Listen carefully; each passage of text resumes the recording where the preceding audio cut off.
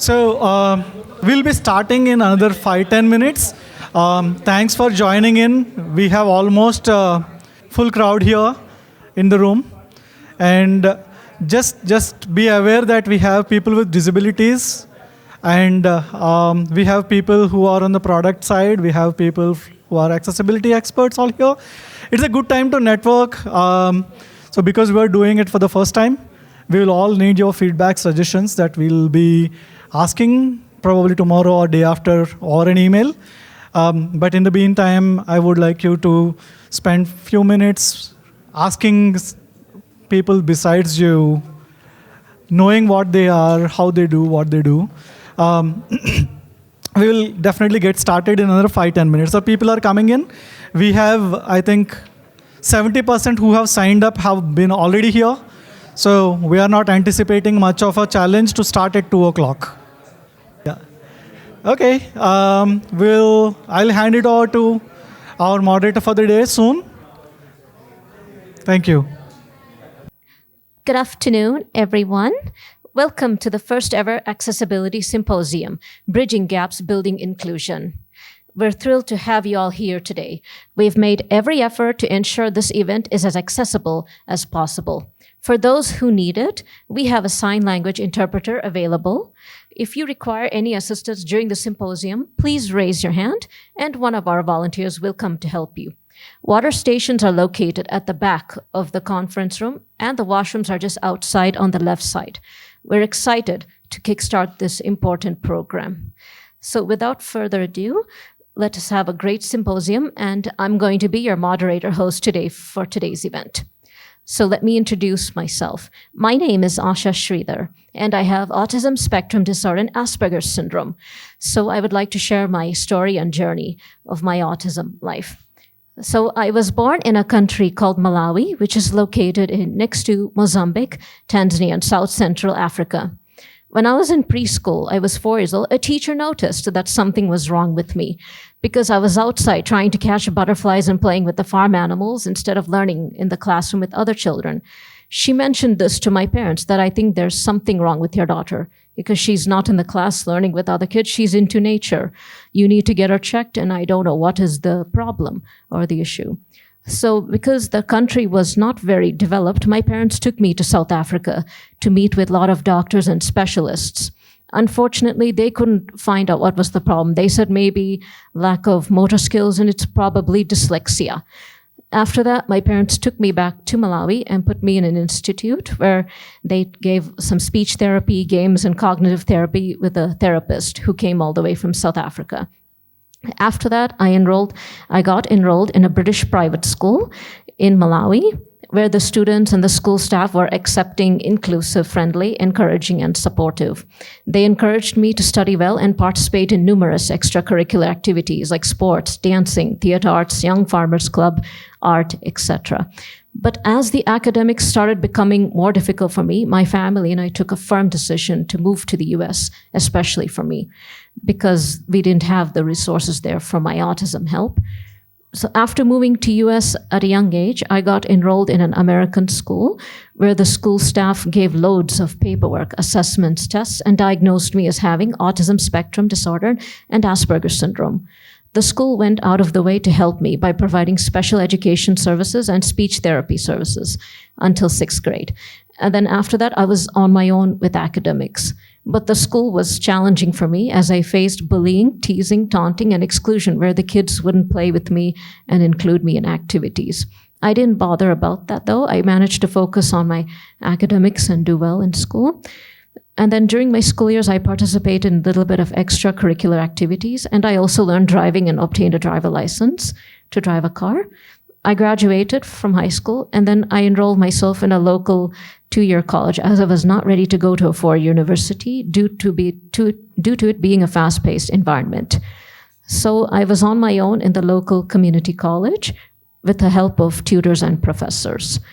And then as the college saw my commitment towards the college, they inducted me into a 2-year honor society where I got to participate in numerous extracurricular activities and gave me the highest honors for my degree and the honor society.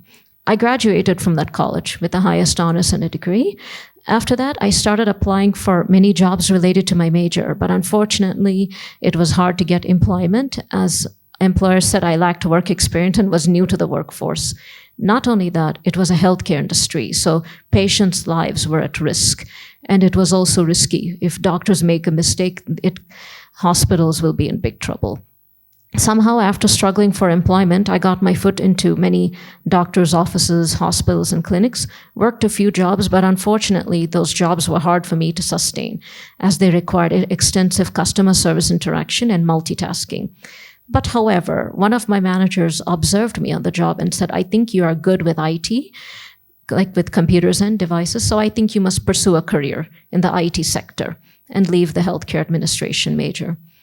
With my parents' help, we moved back to India in 2014, and we found a local software testing institute where I learned the theory and internship and obtained 2 certificates.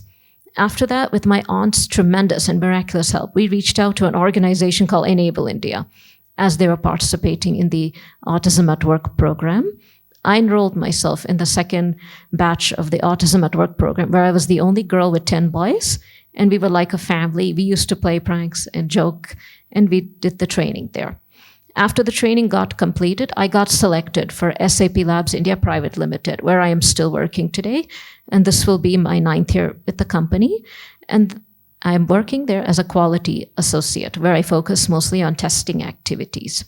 And I also participate in a lot of autism events and activities where I give speeches, participate in panel discussions, and other things.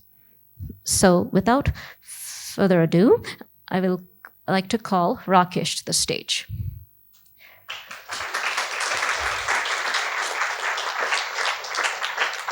So introducing Rakesh Palagadula, a passionate accessibility specialist, advocate, and mentor with a global reputation in the accessibility and disability community. Losing his sight in the early 2000s, Rakesh brings firsthand understanding of the needs of people with disabilities in the 21st century. With over 15 years in the tech industry, he has risen from an accessibility tester to a senior product manager for accessibility at Adobe. Prior to Adobe, Rakesh served as a principal accessibility consultant at DIC Systems, co-created the Accessibility Center of Excellence at Cognizant, and built a team of over 100 accessibility experts. His efforts have trained thousands of engineers and hundreds of designers in digital accessibility. Rakesh is actively involved in accessibility standards committees advocating for digital inclusion. A frequent speaker and panelist at accessibility events, he also shares his insights on his website, Maxability. Please join me in welcoming Rakesh to the stage, and I hand over the mic to Rakesh to speak. I am absolutely privileged and even more excited to have you all here. And let us unveil and talk about the important topic of accessibility and digital inclusion. Why are we all here? Few weeks back, this was the summer of this year, and many of us goes to our hometowns, spend times outside of our busy schedules, and it's not a different in my case. My wife and my kid went to a summer vacation. So evenings are so boring for me. I was just sitting browsing through the internet and watching all those what Narendra Modi talks about upcoming elections. And I'm a fan of CBN and following him on social media and all this stuff. But all of a sudden I felt like something is missing in life. What is that? And during this journey is when I was ordering food for myself. I was ordering snacks and stuff on various applications, various apps. And often for last 2 years, I was traveling a bit because of my personal reasons. And I was doing a lot of activities digital, lot of apps. It's not like I was not doing that in the past, but this became like a very important aspect of my life. Booking tickets, checking in, booking cabs to travel, order food, all this stuff is going on in life. And what's interesting is, I'm sure a lot of us here with a disability and who are accessibility professionals do agree that many of these applications are not friendly for people with disabilities. Do you? And these are the applications that we use in day in and day out. How many of us work for these products that we use daily? We might be working for an American company or American banking institute, or for a healthcare institute in UK, or maybe a cab company in Canada. But how many of us are really bothering about the products that we use in day in and day out? We all, as an accessibility experts, most of the time we serve or we support with our jobs for the companies that are outside of India. And I felt like, let us now come together, understand what are the challenges that people with disabilities are facing. And let us talk with these product companies who are so curious, interested to work. All that they need is a little gentle push of motivation and letting them understand what these challenges are and why are these challenges coming up in the first place and how to solve them. So coming together are the product companies, coming together are the people or the customers with disabilities, and coming together are the accessibility experts. If we bring these three sets of people together on this forum, and that's where we can unfold the challenges, try to understand the pain points, identify the solutions for the problems that we encounter day in and day out. That is the whole reason of starting this accessibility symposium. And that's the reason I felt like, what is a good tagline to do it? Bridging the gaps. We want to come together, identify the gaps, bridge them, and build inclusion. That is why we are all here today to understand, learn from each other, and spend little more time networking, understanding each other's challenges, talk about our problems, talk how we are solving problems. We have experts. We have experts who have expertise in accessibility for 20 years. We have people from companies that want to do accessibility, but they don't know where to start. Or probably they don't know how to solve the problems. Or they don't know how to approach people with disabilities to understand whether the product that they are building is inclusive. But this is the forum that we want to have. And we'll be continue to doing this, not probably, primarily I thought we will be doing this event every year, but probably we will start looking at how we will bridge this in between. We need all of your support to come up, talk, to have this conversation going on, not just in this room, but beyond. And at our offices, at our home, with our children. You might have been seeing few children running around. The reason I have them here is to let them understand the inclusivity, let them understand what empathy means, how to support people with disabilities, and they are the leaders of tomorrow. And next time when we are doing, probably we'll have a little more children here and let them understand what accessibility mean, what inclusion mean from the childhood. I don't want this bullying happening like what Asha was talking about her challenges. And many of us who have a disability have undergone such challenges in our childhood.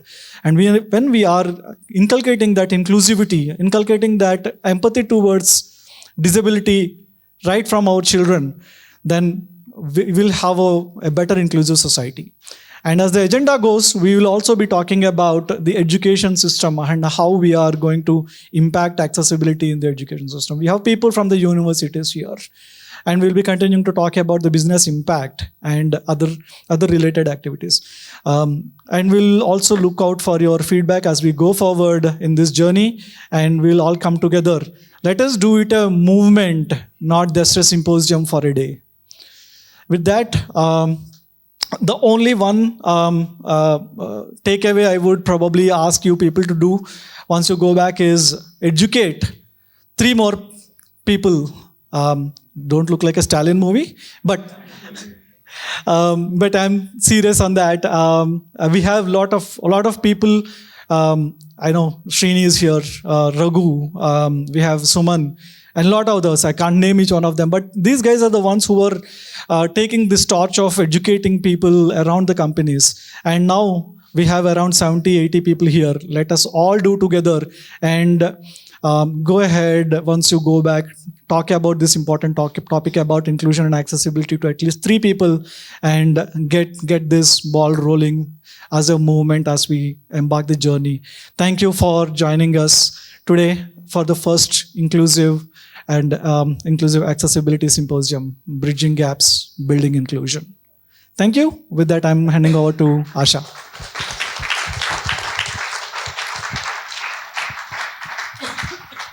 Thank you very much, Rakesh. That was a very inspirational and informative. I would like to welcome Partha on the stage with his speaker bio. So here's some details about Mr. Partha. So Partha loves to wear many hats. Currently, he's a software professional, educator, and a researcher. Currently, he's working with Salesforce India Private Limited, contributing to product accessibility and inclusive design. He's also pursuing his doctoral studies at BITS Pilani, Goa campus at the intersection of digital accessibility, computing education, and software engineering. Before joining Salesforce Private Limited, he has worked in multiple roles at SAP Labs. So I now request Partha to come on stage, and it's over to you, Partha.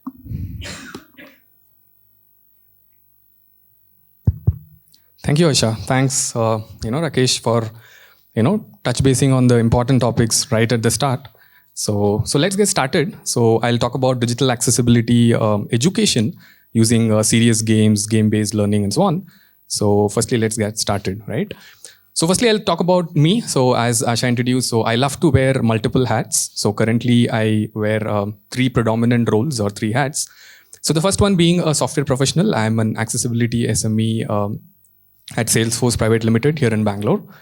And as I also mentioned, maybe over the past decade, I've been involved in a lot of roles, right from software development, security management, and UX advocate and so on. And then I moved to accessibility because of a personal incident, which a couple of you might know, where I had met with an accident, and maybe for a good 3-4 months, I faced a situational disability, right? So I was not able to operate my computer. I was not able to do anything at all. And I started using a couple of assistive tech. And that is when I realized that I was not able to use any of them, right? And by this time, I had already completed a master's from BITS Pilani. I was already working, but I had no clue even how to use an assistive tech. And the learning curve was really high, right? And then I went back. I was okay in maybe 4 to 5 months. I started my job. But what I also did was I started talking to a lot of people with disabilities on their usage of assistive tech, right? So how comfortable are they? How was the learning curve? How are they feeling it? And so on. And what I also felt was a lot of people were not using assistive tech, right? Although it is readily available. For example, a screen reader in all of our mobile phones are free of cost, right? But still, any guesses how many percentage of, visually impaired users use a screen reader in India? Any guesses? 5%. Yeah, so it's less than 1%. Yeah. So, but it's built into all of our Android phones on iOS and so on, and it is free of cost. But one of the major reasons that users told were that the learning curve is very high, right? So that is when I decided that, life happens, your job and your career happens, but there are millions of software engineers like mine, and this is what I want to do, right? So for a very few people, the purpose finds you, right? So that is when, so till then I had not done any accessibility work, right? So although I was working as a software engineer, I had no clue about accessibility principles, the whole inclusion phenomenon and so on. And that is when I started into this whole role of accessibility, right? And then I also do some amount of teaching. I'm associated with BITS Pilani's WILP division. And the third role I play in as a researcher, which is more of a PhD candidate. And today's talk would be focused more of wearing this hat, right? So I'll not be talking about what I do at Salesforce or what I do in the teaching sector, but I'll mostly focus about the research part of what I'm doing in accessibility and education and software engineering, right? So quick agenda, we will keep it short. So I'll talk about digital accessibility and computing education, which is nothing but computer science education. And I'll also talk about my research journey so far, and also about what our group focuses in BITS Pilani. So first things first, our current status of digital accessibility, right? So all of us are aware that WebAIM, which is Web Accessibility in Mind, conducts surveys every year, which is the state of the art of, what is the current state of accessibility, right? So as per our 2024 report, 95.9% of world's top 1 million websites do not offer full accessibility, right? And this has been the norm for over the past 5 years, right? So all the years consistently it has been inaccessible, say 95.9, 96.2 and so on, and things have not improved quite a lot. It has improved in maybe decimals, right? So this was the very first thought for my whole journey into, doing research in accessibility, that why is this happening, right? So tons of websites, our day-to-day apps that Rakesh mentioned, they're not accessible. What is the core reason behind, right? So if we delve deep into this problem a little bit, right? So Teach Access is a non-profit organization in the US who conduct constant surveys around why is this problem happening. And the last year's results tell that only 2% of the organizations felt that it is easy for their company to recruit accessibility professionals, right? Of course, companies want to build an inclusive environment. They want to create accessible apps. But if they want to do so, they might have to hire experts. But only 2% of them are able to find experts in this space, right? Another finding from the same report, right? Only 3% of the existing workforce has accessibility knowledge who can drive the torch inside their companies, right? Again, numbers are less than 5%, right? So if we again go deep into this problem as to why is there lack of awareness or why are they not experts, right? We're talking about Gen AI and security, AI, ML, data science and whatnot. But this is pretty fundamental, right? So equal access is pretty basic, but the numbers are just 2%, 3% and so on. So if we again go deep into this problem, in particular, the computer science curricula, right? So the 3-year, 4-year, 5-year programs may be engineering, science or whatever. So these curriculum, which is ought to prepare our software professionals, hardly cover accessibility topics, right? So in the complete curricula, we are absolutely not teaching about accessibility at all, right? So there are concepts around web development, mobile development and so on, but we don't teach about accessibility anywhere in the curricula, right? So this is a typical computing education research problem. And of course, we can solve this at a higher level of the stack also. Maybe you can create accessibility overlays. You can, write some AI code which can automatically make things and so on. But as accessibility experts, we all know that that is not the right direction. And born accessibility or shifting left is our, goal, right? So fundamentally, I believe a permanent solution for this is to teach people about accessibility, inclusion, and sensitize them to this. And this is where my journey started. A quick clarification: there are two related terms here. I would want to clarify that. So one is teaching accessibility, and another is teaching accessibly. Right? So there's a very clear distinction between them. So the first one, which is teaching accessibility, is about teaching accessibility, its principles, the various guidelines around accessibility and so on to students, right? Typically computer science students and software design students. Whereas the second one, which is teaching accessibly, right? Which is a very broad umbrella, which is about making our whole education system more inclusive, right? So it is not just confined to computer science, but it concerns with more of universal design principles and also making sure that, our teaching materials are accessible and we are catering to, diverse, user-centric learning and say neurodivergent learners and so on. So my focus for my research currently for my PhD work is on the first one, which is about teaching accessibility and its principles to CS students majorly. But I also work on a couple of other related work on teaching accessibly, which maybe at the end I'll touch upon. So my first journey started here. Maybe I started my PhD 4 or 5 years back, around 2020, 21. And the very first step I started was to do some literature survey, right? So what is all the research that is going on in this direction? What about other countries, right? So it is not a problem unique to India, right? So across the globe, there is a fundamental issue that we don't teach enough of these to our students. And once they become professionals, they're not mindful about it.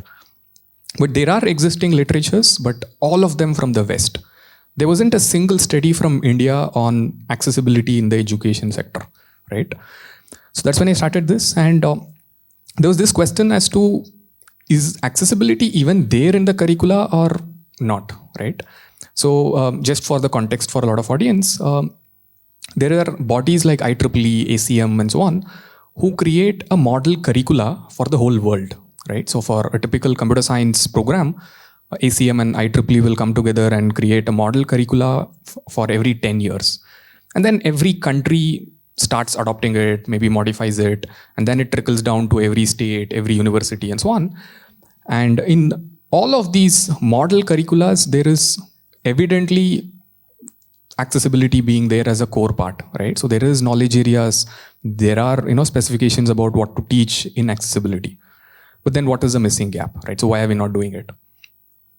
So we started looking at the India level model curricula, which is by AICTE, and there is no mention about accessibility, right? So there is a little bit of mention about inclusive design, but there is nowhere about accessibility. So that is where my investigation as a researcher started. So I wanted to do 3 investigations first as to what are students' opinions on accessibility, right? So higher education in particular, and what are teachers' opinions, right? So why are they ignoring this very important topic of accessibility? And what about industry professionals, right? 3 separate studies. So as a very small thought experiment, what we did at BITS Pilani was we conducted an inclusive thinking questionnaire, right? It was a very simple thing. It was in the mid of pandemic and vaccinations going around and so on. We had given a very simple thought experiment use case that all of you folks have to develop a solution where people can verify if you have got vaccinated or not. So now come up with all the stakeholders involved. How would you test this app? Who are all your potential users and so on? And we got results that only about 4% of them spoke about some form of accessibility or people with disabilities. But of course, the numbers were higher for a lot of other India-specific issues like access to technology, literacy, and about language barriers. They told we will develop our app in multiple languages and so on. But accessibility in itself was not coming out. But this was an initial start, so we published some of these works and thought this is a good stage to actually maybe modify some of our courses and teach about accessibility in them, right? And one of the first experiments that we did was, there's a typical course in computer science called mobile app development, right? So most universities have this. We teach about Android programming, we teach about, Swift programming and so on. Basically, students are, aided to create mobile applications. So in this particular course, we tried to modify this whole course, and me and my advisor, just revamped the whole course and made accessibility as the theme of the whole course, right? So right from the beginning till the end of the course, there are rubrics, there are quizzes around accessibility. The apps that they develop as a part of this course, they will incorporate accessibility. There's peer feedback and so on. And we were able to, achieve quite a bit of good results. Significant number of people considered accessibility at the end of the course. And all students were also able to identify accessibility issues in our day-to-day apps, right? So as Rakesh mentioned, we have personally filed a lot of, maybe we have reached out to those companies. There are also lawsuits going on and so on, which are our day-to-day apps, which are lacking accessibility features, right? So we also took some screenshots of these, gave them in exams and asked them, are you able to identify issues? Are you able to propose the fixes for these and so on? So definitely as an instructor and as a researcher, this is a known field for us, right? So we have done an intervention, we have been able to achieve some small success, right? But what was also interesting in these results was the third result, where a lot of students developed empathy towards the challenges faced with people with disabilities, right?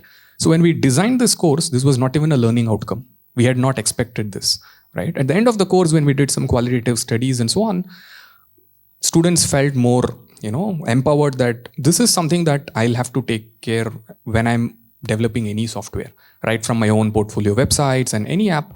So this was a byproduct of our work where empathy was instilled. Again, we published some work in some international forums. And the second work that we also started doing was, okay, one course we have done it, but not every college, not every university might be doing mobile app development. Maybe in other courses also, let's instill about accessibility, right? So we started doing that by there are courses which are core to computer science, which any computer science student does, like operating systems, where they learn about various operating systems, how they function and so on. And in one of those courses, the course that I was teaching, I instilled accessibility, taught them about accessibility in the course, and all of our operating systems has certain accessibility features built into it for free of cost. So we also spoke about how do they, act as a, equalizer, how are they, enabling equal access and so on. But another interesting finding here, what has happened is I taught this course somewhere around 2022, and maybe 1 year after they graduate, right? When I spoke to those, same students, only 40% of them have cared about accessibility, right? So this is again a little concerning that just talking about accessibility, teaching them inclusivity in one course is not going to work, right? So we are supposed to reiterate this in several other courses, maybe like a complete blend in the curricula, right? A typical example is cybersecurity, right? We just don't have one course. Across the curricula, we talk about encryption in some place. If there's a networking course, we talk about network security and so on. So it is very finely blended across the curricula, right? And we also started teaching this in software engineering projects and so on. So this was the student side, right? What about the teacher side, right? So there is already some studies in the US and in Switzerland about who's teaching accessibility, right? At a higher education level. Their results were staggering that even at US, only 2.5% of teachers are teaching accessibility. So we wanted to do a similar study in India, where we sent out surveys to 3,000 plus faculties in India who are typically teaching in higher education, in particular about computer science, right? And also we conducted some semi-structured interviews and so on. And less than 1% of them were teaching accessibility, right? So now the whole cycle is complete, right? So we now understand that we're not teaching enough. So it's not the problem with the student. Once they become a software engineer, they don't know about it. And all of us know, right? So we all fight for accessibility in our organizations, where we talk to engineers, we tell them what is the bug, how do you go about fixing it and so on. Because inherently they don't know about it because we don't teach about it, right? So then the next question was, why are we not teaching, right? So a very common barrier is that it is not a core part of the curricula. Right? So people argue that, as a computer science student, I want to learn web development, software design, and so on. This is not the core part of it, right? And we will have to change this narrative, right? Because at the end of the day, any software is for people and developed by people, right? If you're not caring about inclusion and equal access, there is even no point in developing such a software, right? So this has to change. The second part, which was also very evident, was teachers themselves told, we don't know enough about accessibility. We have also not been trained on it. So we cannot teach this in the curricula. We might need support materials, resources, and other interventions to teach about this, topic. And then there was also another point where teachers pointed out that disability etiquette is lacking, right? So you cannot expect a computer science professor to directly start teaching about web accessibility guidelines, WCAG, and so on, because the other claim was that students are not even sensitized to the different types of disabilities. Then how do I directly teach about, all technology and, testing suits and so on, right? So now if you observe, the problem is slowly trickling down to a kindergarten to 12th standard level, right? So the exact same thing that Rakesh told, like we're bringing kids and all these to these events because we want to sensitize them from childhood as to what different disabilities are, what is assistive technology, the disability etiquette and so on, so that later we could, go into in-depth accessibility, right? So this was some of our studies, which again, we published that, in the whole of Global South, in particular in India. So any idea how many computer science students are studying currently in university in India? Yeah, approximate numbers. We are the world's number one in, the number of people who graduate. Yeah. Yeah, it is 2 million. Yeah. It is 20 lakh people every year who graduate out of computer science. Yeah, it can be engineering or BCA, MTech, MCA, whichever elite areas, but 2 million students, right? It's a massive workforce. So the next thing that we did was with software engineers. So there are 3 studies that we did, right? So one was on students, one was with teachers, one is with professionals, right? So with professionals, again, we sent out with, some NASCOM connections, we sent out surveys to over 15,000 people. And things were very clear that over 75% of respondents felt that they lacked accessibility skills. And all of these are working professionals, by the way, right? They're all working in different software companies. But apart from accessibility SMEs, the other software engineers are not aware about accessibility, right? Within the same company as well. There was also this, complain that formal education did not help them, right? Of course, they don't know about this. Again, we published this in international forums of software engineering and such conferences. And something unique that I had done at Salesforce, maybe a year back or so, maybe Samyukta might know, is we had done something called as communities of practice, right? So we took around 66 software engineers. We told them, you're into two groups now. One of them will self-learn about accessibility. The other group will participate in something called as a communities of practice, where they often come together maybe every week once. They meet the accessibility SMEs. We all sit together, discuss about inclusion, accessibility, and so on. And this did a very tremendous job, right? So just like Rakesh told, people started acting as accessibility allies, right? So we taught 33 of them using these communities of practice. They started teaching their teams and so on. And this is the first time where we have taught accessibility using this, this is a very age-old approach of, where people come together to practice an art or a craft, and slowly they start believing and they start involving themselves, and it also becomes an identity for them, right? So even in this crowd, we were able to see that for folks like us, this is our profession, but other software engineers who joined us slowly developed this skill, and they also felt this is their identity and started doing accessibility more and more, right? Again, similar results, we had published this in some forums. And this is where I was stuck with this thing that this is good for the communities of practice, but what about the other self-learn participants, right? So usually there is no good results with massive online coaching and so on, right? Where hundreds of hours of coaching you give them. And again, teaching software professionals is a completely different ball game, right? So all of you professionals who work in the industry, do you like days of workshops and trainings? Do you attend those? Yeah, just, click away, just submit it. I want to get away, this compliance and all that. So again, that was a interesting challenge, because to motivate someone to learn something completely from scratch to a moderate or expert level, and who is already earning their paycheck, is really tricky, right? So that is when I thought of this idea where I wanted to bridge one intervention which can be suitable for both students as well as working professionals, right? What could that be, right? So that is where I was wondering. And there is a lot of work around game-based learning, right? So in a lot of fields like healthcare, military, and so on, there are games that train both professionals and students, right? So I nailed this, and this is called serious games. So sounds like an oxymoron, right? Like, how can a game be serious? But of course, there are a lot of games like that, which is, they're not just for pure entertainment, right? So the player enjoys the game, you play the game, but after you complete playing the game, you've actually learned something out of the game, right? So such games are called serious games. So that is what I started doing, where there are, for each personas, basically students and software professionals, I am designing games under three umbrellas or three major buckets, right? So the first type of games are just to sensitize people and create awareness around the whole field of inclusion, disability, accessibility, and so on, right? Because as I just mentioned, someone cannot directly start learning about guidelines and testing and so on, right? So this is common for all professionals and all students. This is not, again, this is department agnostic, right? Even HRs can learn about this field. Even, other department students apart from computer science can learn about this. This is generic for everyone, right? The aim of this type of games, this bucket, is to first sensitize and make students and professionals aware about accessibility. And then the second bucket goes a little more deep for computer science professionals, where we teach about the web content accessibility guidelines, right? So these are again games, by the way, right? So these are all games that the player will play, but after playing the game, they will realize about these guidelines and how important they are and so on.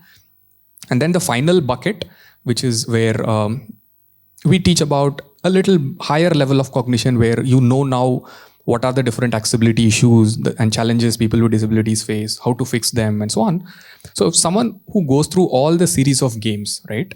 At the first, they get sensitized, they're more aware. Then they actually learn about intricate practices, how to make something accessible.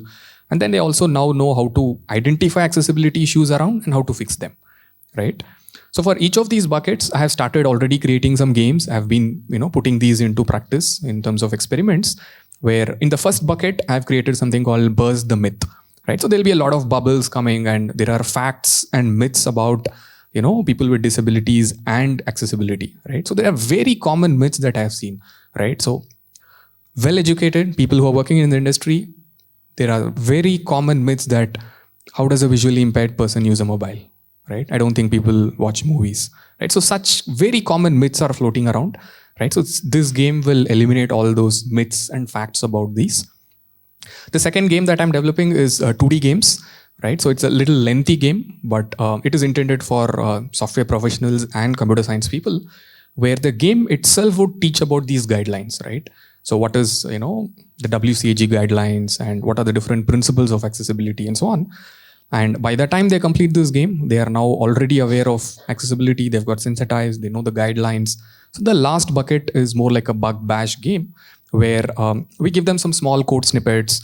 They'll have to identify issues. They'll have to propose, fixes for that. They get, some points. There's a leaderboard, things like that. So all these games are already under, practice. So I follow something called as design-based research, which is very typical in software engineering as well, where we develop something, we put it into practice, we conduct some research studies, we see if this is even fruitful or not. And based on these feedbacks, we again improvise the game itself and again put it into practice and so on, and across demographics, right? We cannot just do it in one college or one city. Across the country, across the globe, we might have to do this. So those are things that are already, ongoing. So this was about my work, and it was all about my PhD work so far, which is about teaching accessibility, right? But now our group at BITS Pilani side, I think there are very, very few groups across the country, researchers who work on this line of intersection, where Dr. Swaroop is my advisor, and we have a couple of other PhD candidates and a couple of undergrads, and some other projects which falls into the other umbrella, where we initially spoke about teaching accessibly, right? So in those spaces, there are plenty of opportunities. All of them could be, separate problems that each of us could target, which is, can visually impaired students do science? Yeah. Yes, definitely. Are they doing science today in India? Yeah. Hardly. Yeah. Exceptions, right? So the thing is, they might have done their education abroad and things like that, and they again come back and work in science. But there are regulations in India which are a barrier to visually impaired students to do science. It is, of course, slowly changing. Yeah, it's, of course, slowly changing. So some things that were put forward was books were not accessible and so on. So from IIT Delhi, there's this retired Professor Bala, who have created tactile books and NCERT books which are compatible with assistive technology across the STEM. Right? They've already done that. But what is left is the labs. Right? So that is one of the problems that my group works on. Just undergraduates, 20-year-olds, we just mentor them. So we are creating smart devices as small as maybe just put Braille in all the lab devices, right? At least you enable them to know what are the different chemicals in which bottles and so on. And then the next step is towards, say, measurement and so on. We have already developed some, small solutions. We put it out to practice. We have some tie-up with, schools, special schools. We test it out. Another type of, in this direction of teaching accessibly, right? So computational thinking, which is becoming, our everyday activity. Anyone who's not into CS also needs to know about computational thinking, and it has been a part of our life, right? From using smart devices, washing machines, and so on. But nobody has yet tackled this problem of how do you teach computational thinking to, say, people with cognitive disabilities, right? So this is something that we are working on. And real-time sign language translation, right? There are solutions out there, but nothing does the job well yet. So we are again taking experts like, sign language interpreters, annotating data sets, can we have a real-time app, right? There are a lot of sign language interpreter apps that are already available, but they all work with the American Sign Language, right? So Indian Sign Language is really special and it has a vast vocabulary, which is not yet captured. So these are some work that we do on the other segment of, teaching accessibility. We also have some, faculty development programs across the country on how to make your class inclusive. Right? So we are very far away from there. But one good news, at least, I was sharing this with Rakesh a couple of months ago, is there are 2 documents that the Ministry of Education has released, both very comprehensive, 300 plus pages of PDFs. One of them for school education, one of them for higher education, which talks completely about accessibility, right? So I'll be happy to share after these sessions. So right from the physical school, the campus, and about, their academics, about their assessments, right? So the complete process, and this is, of course, a part of the NEP vision of, say, 2030, 2040. And both of these documents also have a very interesting line that all these schools that we're talking about, we have more than 50,000 higher education colleges, right? Not all of them might have accessibility or inclusion expertise, right? So we cannot just, tell that there's a regulation, now go ahead and make your college or school inclusive. It's not possible, right? So there are actually guidelines in these documents telling that seek help of experts, right? So there's already a lack of expertise, but try to reach out. So I think that is where all of our roles come in, right? So this is where I want to end my talk with. All of us are inclusion allies here, right? We will have to maybe say adopt a couple of colleges, universities where we mentor them on how to go about, right? This is a long-term vision, right? So with that request, I end my talk. So I'm available in all these social connects like, Twitter, and, my website is also pretty straightforward. My full name, parthasarathipd.com.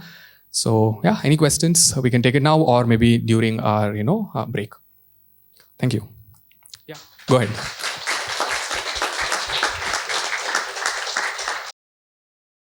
It available for public in the sometime soon? Definitely. So I'm a big fan of open source. I'm not patenting any of these. So the point here is I'm currently doing design-based research, which is I put it into practice into control groups, right? 50 people, 100 people, getting feedback and again improving the game. I think once it is in a stable state, and I think we are planning. So I have already, created this website, learndigitalaccessibility.com. So all these games and repositories would be freely available in that. Yeah. And also supporting materials for teachers on how to use these games, right? So they cannot just tell the students go play games, right? So it should be a part of their existing courses. We'll tell them these type of games go into your first year courses. These type of games go into your, say final year courses and so on, right? But that's the eventual direction. Yeah, you had a question. Yeah, it's a pleasure knowing about all of this, and Thank it you. was fun and educative. While I understand we're trying to bring education system into place with this accessibility game, Right. what do we do about the existing population? How are we going to attend that? Because that is also a very key value area where we need to be addressed. Right. And while there are these 300-page documents and all of this well documented, problem is nobody has the time to go through Yeah. it. Nobody even knows it. Yeah. Nobody even knows Yeah. it, and nobody has the time to go through it. Right. So with the new age TikTok concept where attention span is really what matters. Right. So how do we bring the attention span into the game? And how do we bring that attention to the current existing audience? And how we can take that game forward? Perfect. Yeah. Very good question. Thank you so much. So yeah. For the people who are asking questions as we go forward, please introduce yourself.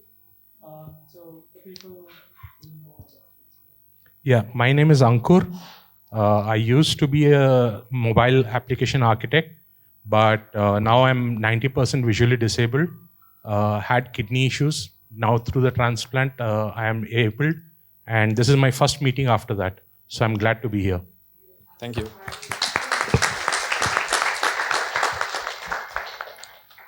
Cool, thank you so much. So that's a wonderful question which came into my mind once I started developing these, right? Because all of us are, so I'm professionally trained as a computer science student. I am not very comfortable with the learning sciences or the attention span. How do you develop these games and so on? So in 2024, I have started getting in touch, and I'm doing a fellowship with IIT Bombay, which is the only institute in the country which has a separate department for learning sciences, right? About education technology, learning sciences, and so on. So this is a big game, right? I mean, getting a thesis is not, that is not my end goal, right? As you just told. So I have already, taken a couple of instructional designers, and there is a pipeline of things as to how to make these games more engaging and how to make it to the public available, right? So because these games, again, one game cannot fit in for the whole masses, right? So some games could be suitable for children, some could be for adult learners and so on. So I'm in constant touch with them. So I'm often also, doing some fellowships there. I often sit there and remotely work with Salesforce. So last month I was there. So I've gathered a group of people that, this is our common vision. So I'm open to all the inputs and let's start developing. There are again two outcomes that came out of it is that, so there's a professional comic designer who is at IIT Bombay. So they were telling, why not do some comics every week or every month and release this in the public forum, right? Maybe as newsletters or maybe in the mainstream newspapers, right? So just have comics or shorts or other type of medium, So all of these are targeting the first bucket, right? Because that is where first we want to get to. So my PhD would be a long-term game, right? So the first part is where we want to sensitize people and so on. So that is where I'm taking help of these students. The second and third are pretty straightforward, right? I mean, giving code lines, asking engineers to find bugs, fixing them, and that is our code. We know how to do that. But the first part of hitting masses, sensitizing them, so that is where I'm taking and help of all these professionals. So the plan is also that so if you might not be aware, there is EdTech Society in India, right? So it was formed 2-3 years back. So the whole community there thinks about outreach and about education, learning as a science and so on.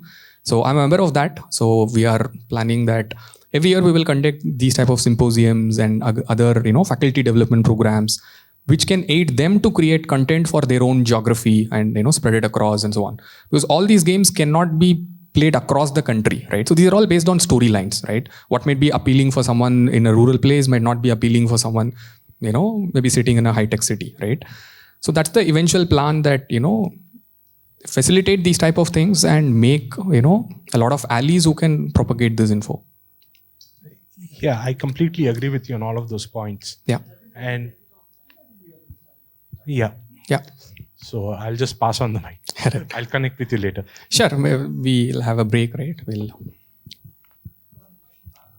Yeah, go ahead. You just take the mic, maybe.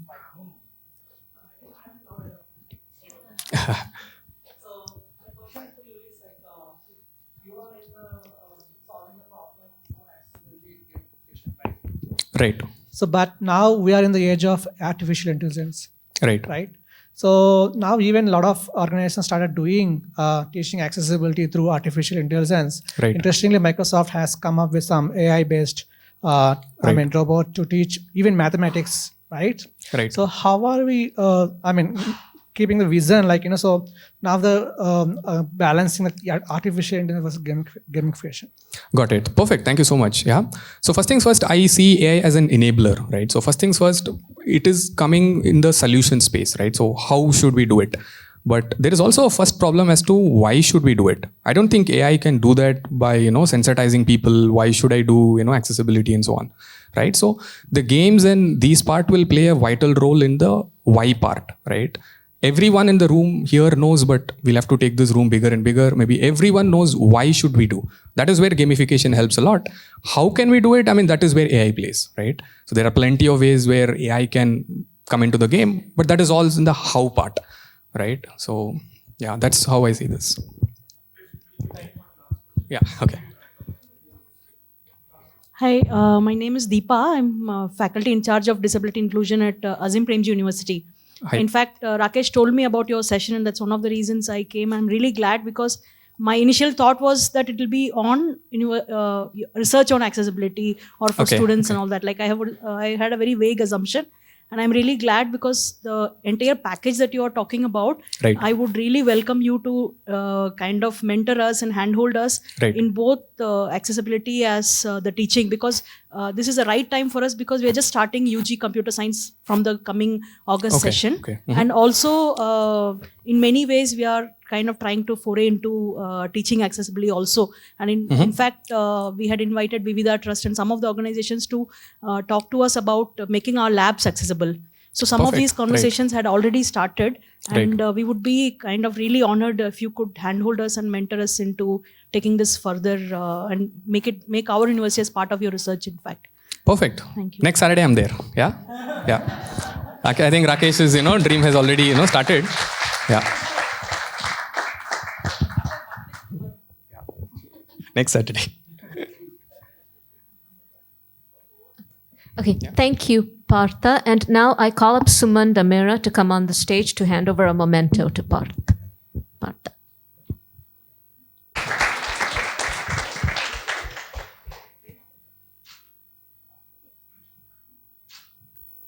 So I would like to welcome our next speaker, Ms. Reena Kutan from Enable India, to talk about Nama Yatri's journey to Color of Purple. Reena Kutan has been associated with the social development sector for over 15 years in the disability and healthcare domain. She's currently working at Enable India as a senior system enabler.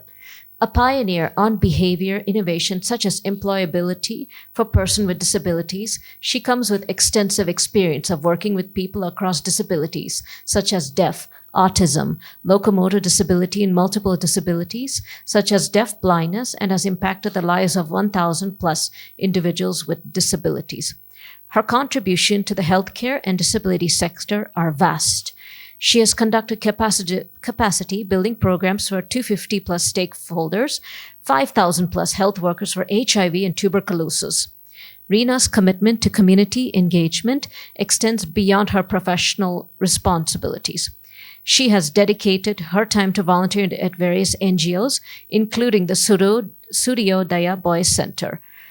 Reflecting on her experiences, she expresses pride in witnessing the graduation of 2 batches of young boys from Suryodaya, knowing that she played a part in their journey and achievements. Beyond her work, she enjoys exploring new experiences, embarking on treks, and is a big foodie. I now welcome Reena to the stage. And over to you. Thank you, Asha. Thank you so much. Okay. In the audience, whoever can stand, can you stand for a minute? Yeah, thank you. Okay, in case if you have your mobiles or laptop, pen, bag, anything, you can keep it on your table. Okay, so I hope your hands are a little free now. Can you raise your right hand? Oh, nice. So everyone has right hand. I just want to see left hand. Can you raise your left hand? Oh, nice. 2 hands together. Okay, can you just shake your hands? Oh, and it looked like a sign language clap also. Thank you so much. Now you can sit. Okay. By the way, yeah, thank you. You can sit down. I was little, Rakesh, this activity is not part of 15 minutes, huh? I was little nervous. I thought because in the room I'm seeing a lot of accessibility experts and who's working in the domain for many, many, many years. But me, non-techie girl and does not understand much on accessibility, how to do the accessibility testing, those other things and all. But I understand the journey a little bit, I thought, and worked a little on accessibility thing. Then I thought, yeah, can come and talk about it. And I'm still nervous what kind of a question I will be getting, whether I'll be able to answer it or not. So I'm still in pre-sitting school, so not expecting many questions from the audience, huh? Please, disclaimer. Okay, so already Asha, where is the, sorry, I'm just asking for the pointers where I can change my slides. So Asha already introduced about me, so I'm not getting into, okay. As I mentioned, I'm not a techie girl, so you can witness it. So I'm not explaining about me, but just want to give some description about me, visual description.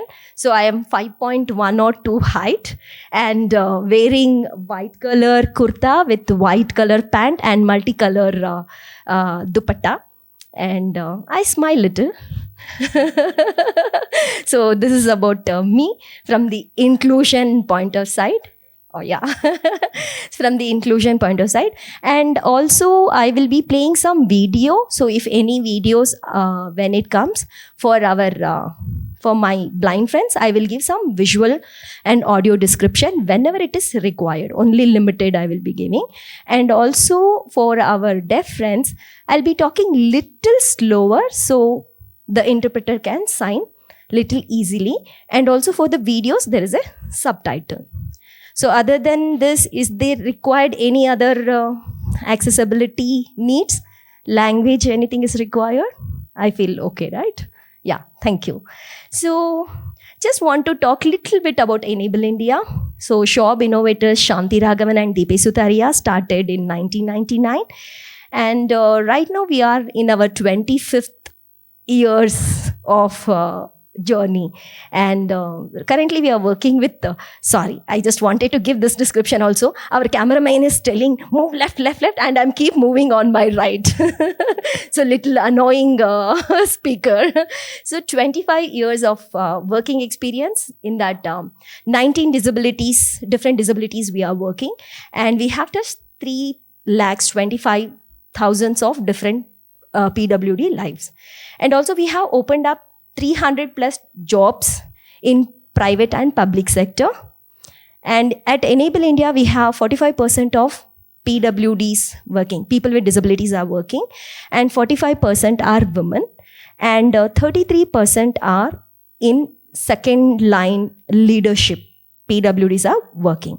So this is little bit about Enable India. Now I know here I can see many more. I have a slide talking about Mallika's journey, who's a blind, and I'm sure like this here I can hear a lot more journeys and stories like Mallika. So Mallika is a blind person from Gulbarga.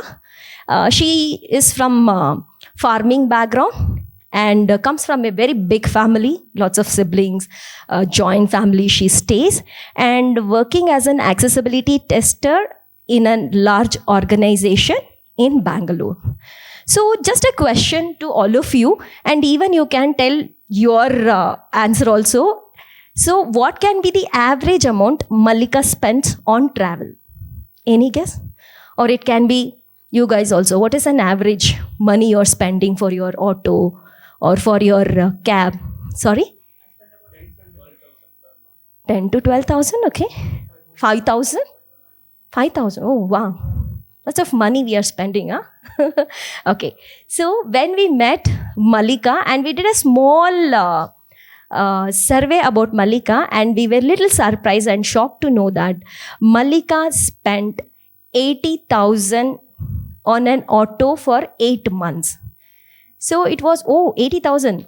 And this is only when we took a survey on particular one app, she spent this much of money. Then we thought, does she deserve the best customer experience? Yes? Okay, so we agree, yes. So she deserves it because she's spending a lot of money.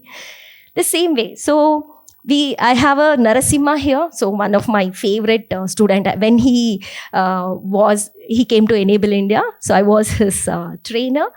For him, what is accessibility? I tried to understand from his point of sight. So he's a deaf, very happy person. Always he looks very, very happy. And he works as a manager in a large organization. More than 10 years he's working. And married with kid, and he has his own bike also. I'm telling there is a reason. I mean, most of us have bike, but why specifically for Narasimha I'm mentioning the bike thing. So, but when we met and we asked, Narasimha, whenever he goes with his family, when he books a cab or auto, always he feels that when I book a ride, I depend on others to take the driver's call, which makes me feel bad. So, and he also spending lots of money on this thing. It's not like he required an accessibility because he has a bike also. So there is one more person who is Samir, blind, from Kashmir, and he's a digital literacy trainer working at a large organization and traveled 18 states. So by airport, by bus, train, different things and all. So when I asked for him what is accessibility, usually he says, where I am working, my workplace is accessible. When I travel by flight, airport is inaccessible. But from my home to when I want to travel to office, or from my home to when I want to travel to airport, the last mile connectivity is a problem. So I'm not able to get the accessible. If I want to book a ride, others needs to help me when I book my ride. So Narasimha and Samir are little frustrated as a frustrated customer. So this was the interview or the survey when we understood. Then we thought, okay, what is the reason? Why did we start this Purple Ride initiative? With these three stories, we were able to understand that last mile connectivity is very, very important. Whenever our person with disability wants to take a ride or go for a travel, they should not hesitate because of lack of accessibility. So this was the main reason why we started the Purple Ride. I will play a small video so it will come to know with Nammayatri what was the complete cycle, how we have done. Namayatri logo. With nearly 5% population of persons with disabilities, mobility is a necessity, not a luxury. PWDs are booking the Introducing apps. India's first disability-friendly ride booking app, Namayatri.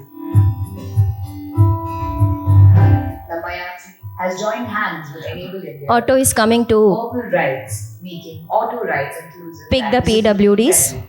Our app offers personalized assistance. Wheelchair giving users inside the various auto. disabilities. Def is showing OTP to With drivers. rides, Namayatri and Enable India are rewriting the story of inclusivity in mobility.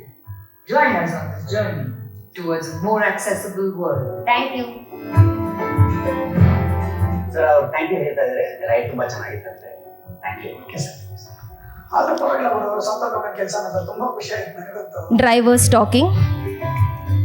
The Namayatri app. Def is signing. I'm signing it as NY.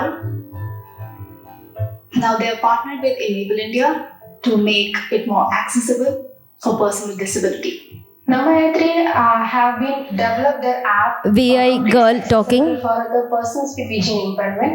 They have developed the talkback feature in their app so that a person with vision impairment can access all the pages of their app, and even you can update your profile on the Namayatri app.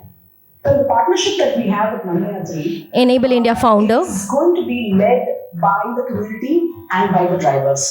Namayatri is already extremely driver-centric, and that's why it's not what we think or Namayatri thinks.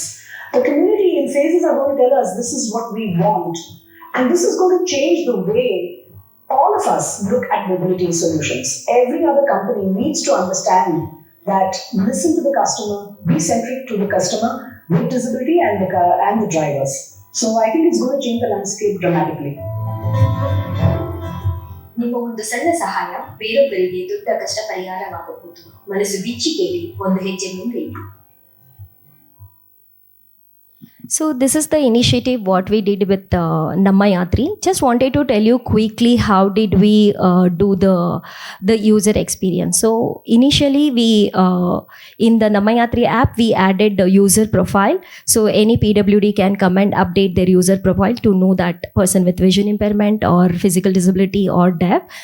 And so that notification will go to a driver, so they will become a purple aware, so they know what kind of assistance is required. If deaf is booked the ride, so they know that they need to chat with the deaf person, should not call.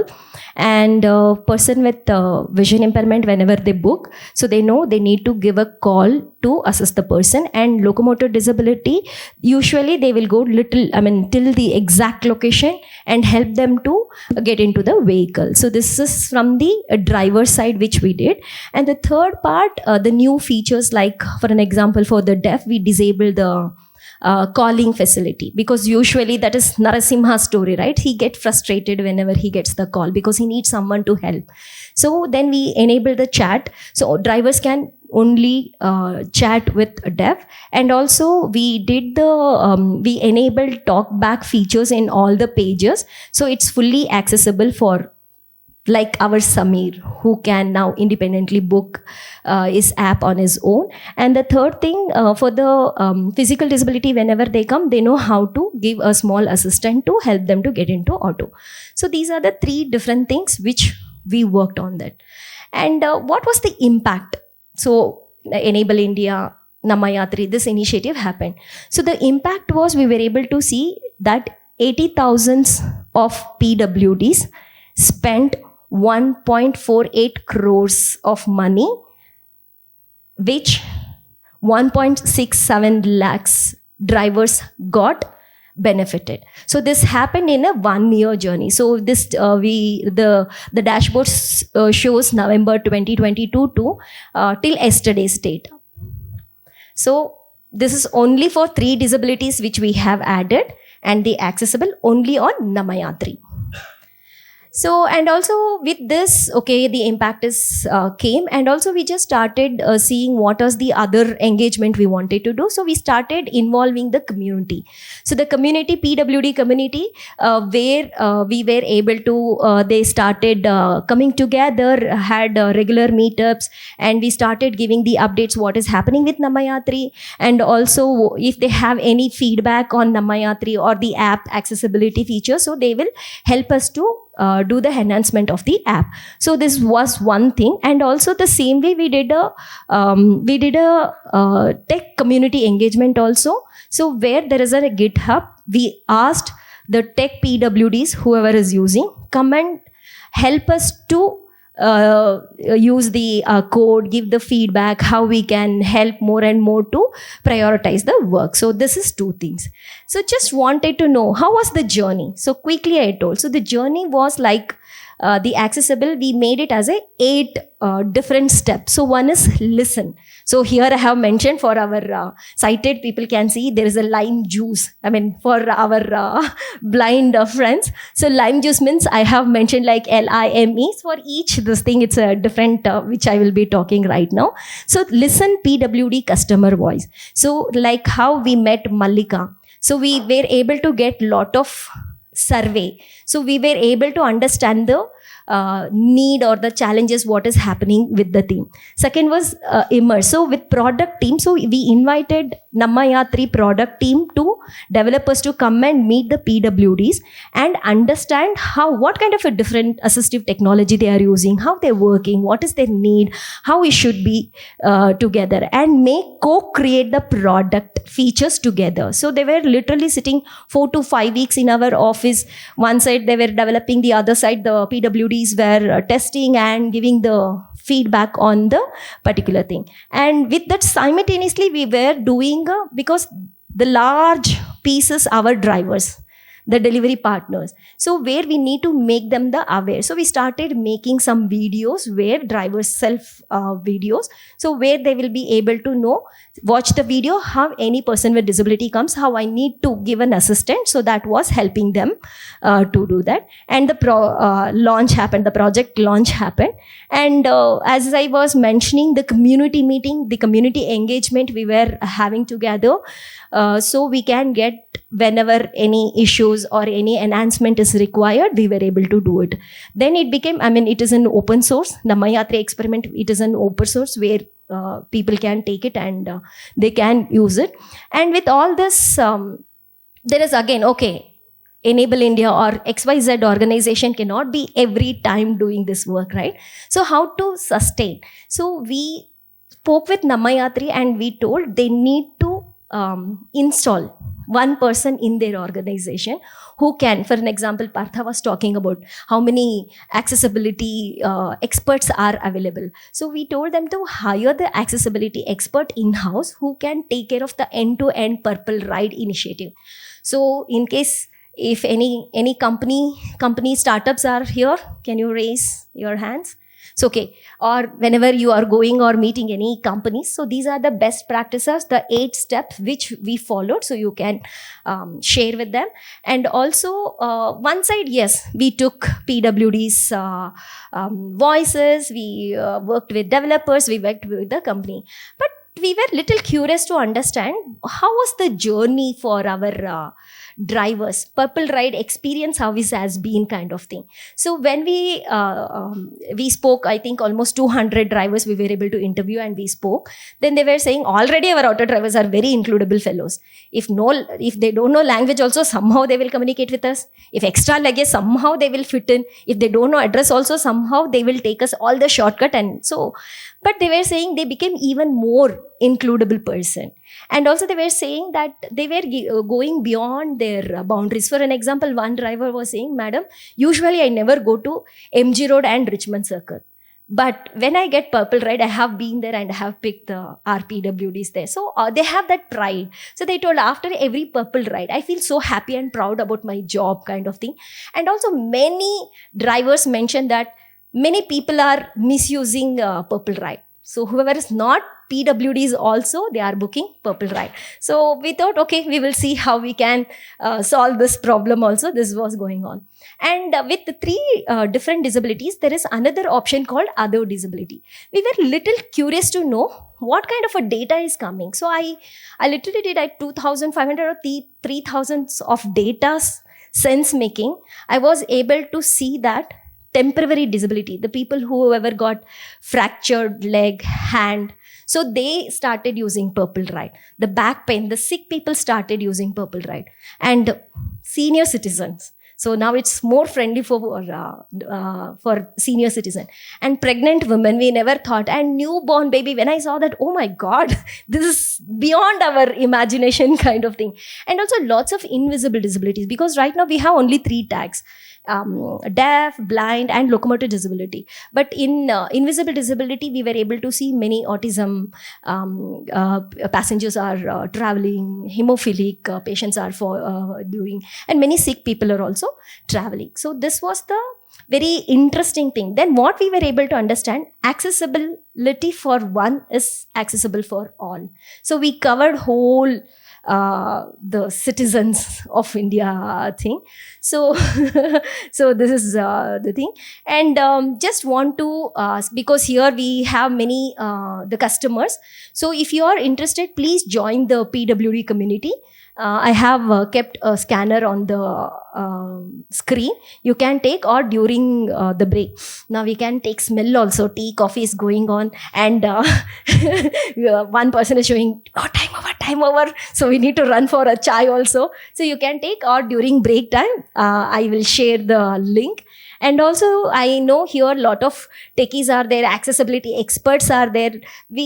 I wanted you guys to come and please join and help us to make this even more better. So access the GitHub and see how it is feasible or not feasible. If any feedback or enhancement is required, please leave your feedback in that. So I think this is what I wanted to convey. Any question, Rakesh ji, during the break, right? So any questions, you please. Yes, Suman, nice meeting. I mean, after a long time, I'm meeting Suman. Yes, Suman. No It's technical really, question. Yeah. I No, know, you can ask. you are nervous, I know. Yeah. Yes. So, yeah, this is Suman. So, it's really good to see this overall journey. So, I'm really a little bit jealous because it's not there in Hyderabad. So, Hey, Suman, no worries. Now, now we will be launching Namayatri in Hyderabad also, and we are planning for the community. And I know to whom to talk. Yeah, I know you are going to come to me only, so I understood. Exactly. Okay, so perfect. So that's what my question was. So Uh-huh. okay, it's coming to Hyderabad. Very good Yes, then. yes, Thanks. yes. So soon I will call you. Yeah. Yeah. Any other question? So don't worry. Still, you can ask me the technical question. I can answer. If I don't know how to answer, I can organize a meeting with an expert. So please feel free to ask any kind of a question. Yes, Rakesh. Thank you so much.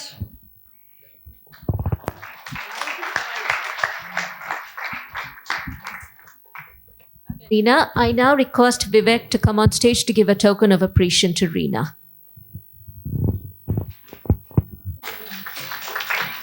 Yeah, let's go for it.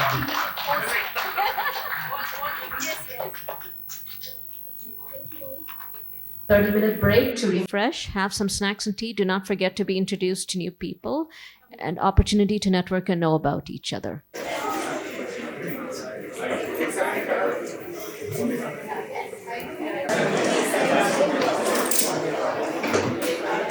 Let us start with the event. At the end of the event, there are smart vision glasses at the stall. If you would like to experience, please go for it after the event comes to an end. Thank you. Introduce the next speaker. Her name is Miss Megha Patangi. So I would request Megha to come up on stage. So Miss Megha is a senior accessibility specialist at Pegasystems Worldwide India. Even after being qualified as a company secretary, she switched over to start her journey as an associate accessibility tester around 5 years ago, which was again just by chance.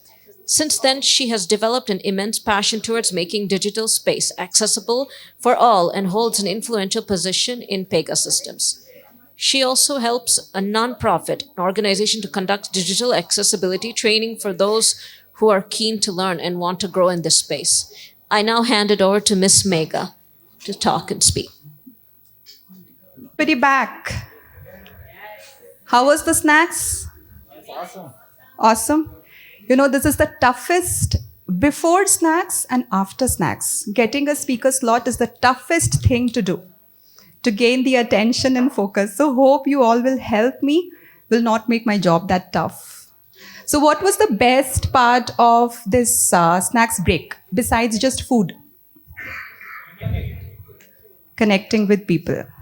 Great. So everybody connected with somebody new or just spoke with whom you already knew? New people as well. Great. So going a little back, we had two wonderful speakers. I was so engrossed about so many new things they spoke.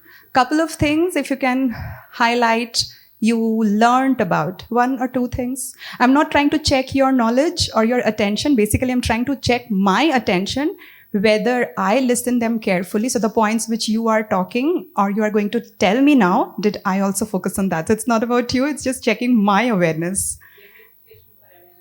Gamification for awareness. Yes. What else?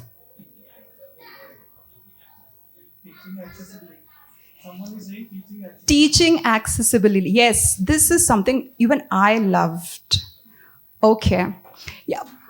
So yes, I picked up some points from. Okay.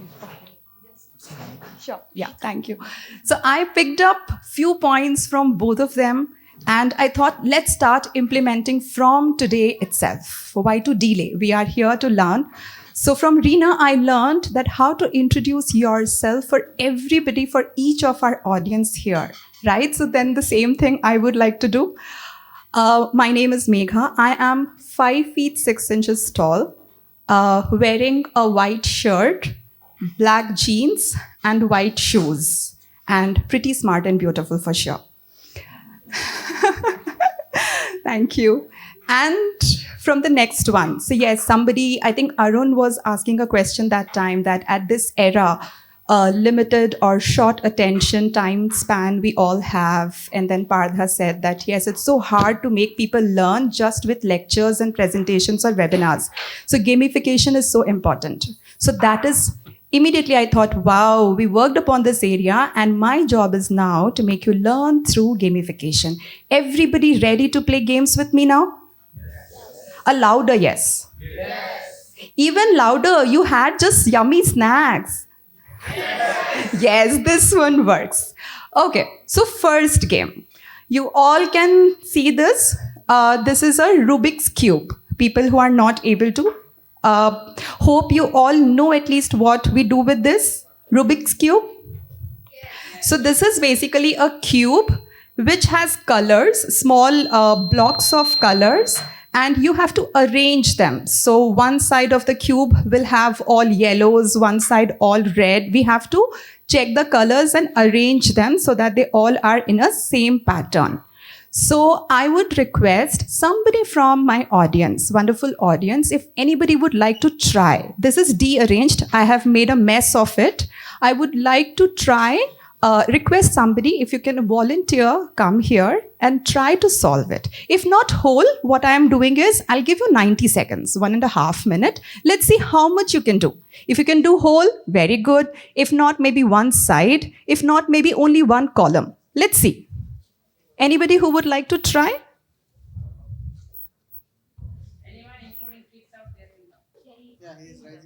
Yes. I need the name who volunteered. Arun. Arun. Okay. Are we ready with the timer? I think Vivek, were you checking the time? 1.5. 90 seconds. So Arun, we are ready to go? Yep. Okay. Here you go. Let's wait for 90 seconds. How much Arun can do? What do you think? He will be able to do whole? Yes. Shouldn't be. Somebody is so confident. Yes. Definitely. Sure. How much ever you can. No worries. Who else can do? Though I'm not calling, don't worry, but you can be open now. It's done. The slot is over. Now you're safe enough. So who can do? Who knows? Undo. Oh, very good. This was creative. Actually, with that cube, I found it even undoing difficult because I wasn't sure. I was just scrambling it. I wasn't sure whether I really did it undo.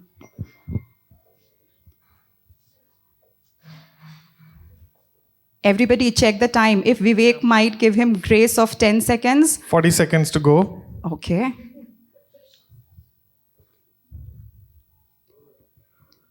The pin drop silence says it's a tough examination going on for him. But we are so good. We are letting him concentrate. Nobody's disturbing him. I thought you people will help me disturb him or distract.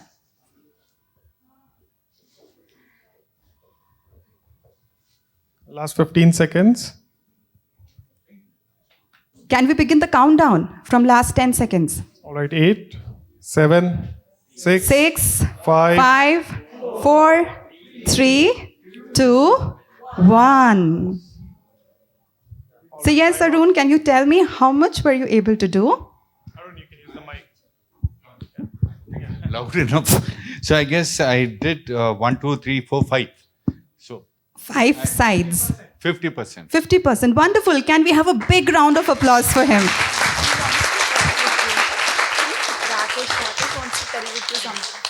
Awesome. So now I have one person who will be coming here and will try to solve the entire 100%. Somebody who works in an MNC as a software developer with visual impairment. Definitely a great job. I always love with visual impairment, how can a person be a software developer coding? It has been a wonder for me personally. I know everybody can do.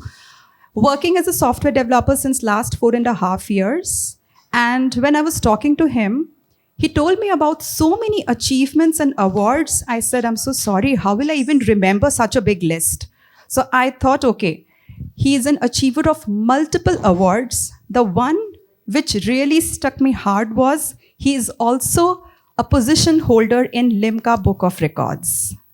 So great. I would like to invite Mr. Vinod.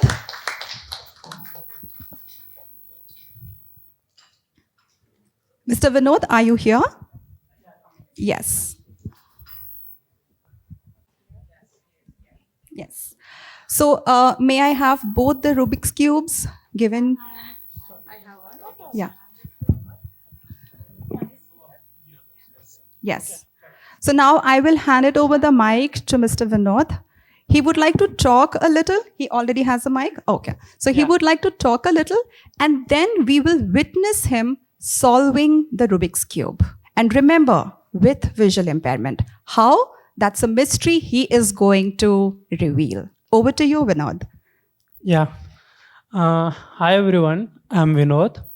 I'm from Hyderabad. And I would like to ask everyone that, like, I know there are so many accessibility experts here.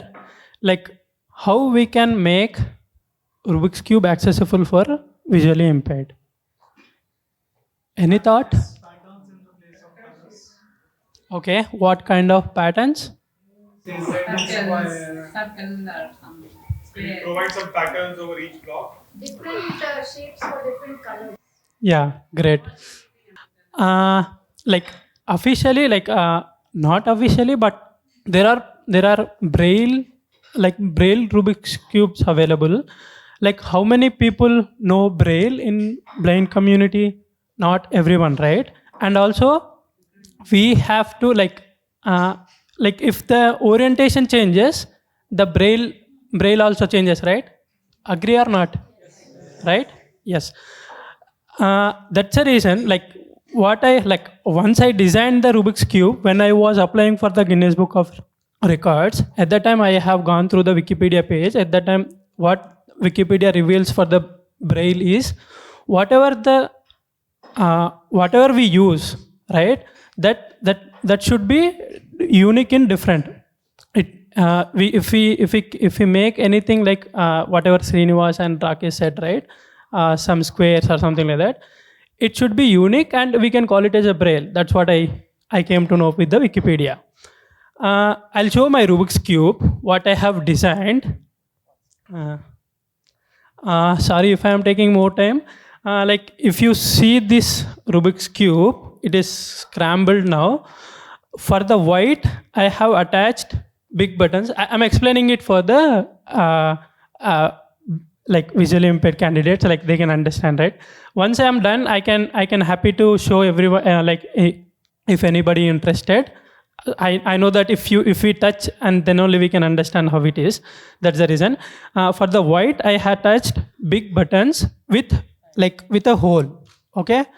For the blue, I attached like a what do we say, square kind of thing, and the green attached button, but it will not have the hole. Okay. Three angles are covered. Three sides are covered. And for the red, a small kind of a dot. Okay. For the orange, I attached a vertical, like a square type of a kundan. Okay. For yellow, I didn't attach anything because it is unique, right? That's the reason. If somebody scrambles it, I'll solve it. Can anybody guess how much time I'll take to solve it?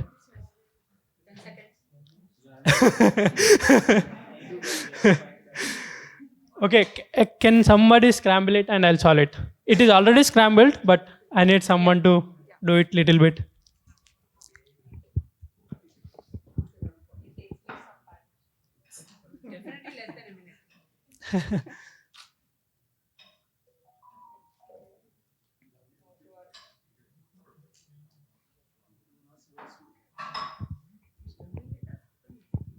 No, first, now she's trying to and somebody has to hold the mic. I'll try to audio describe it.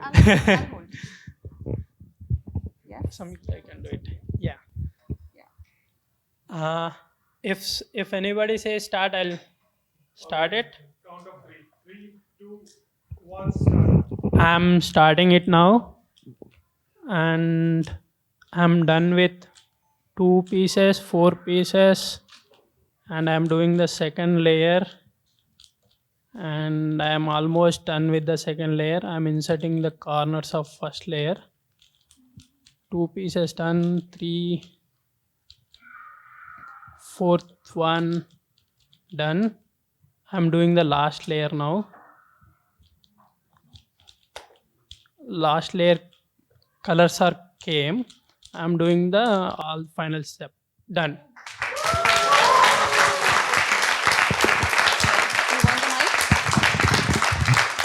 Yeah.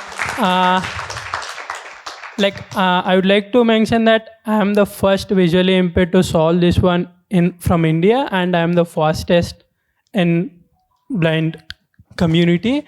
Yeah.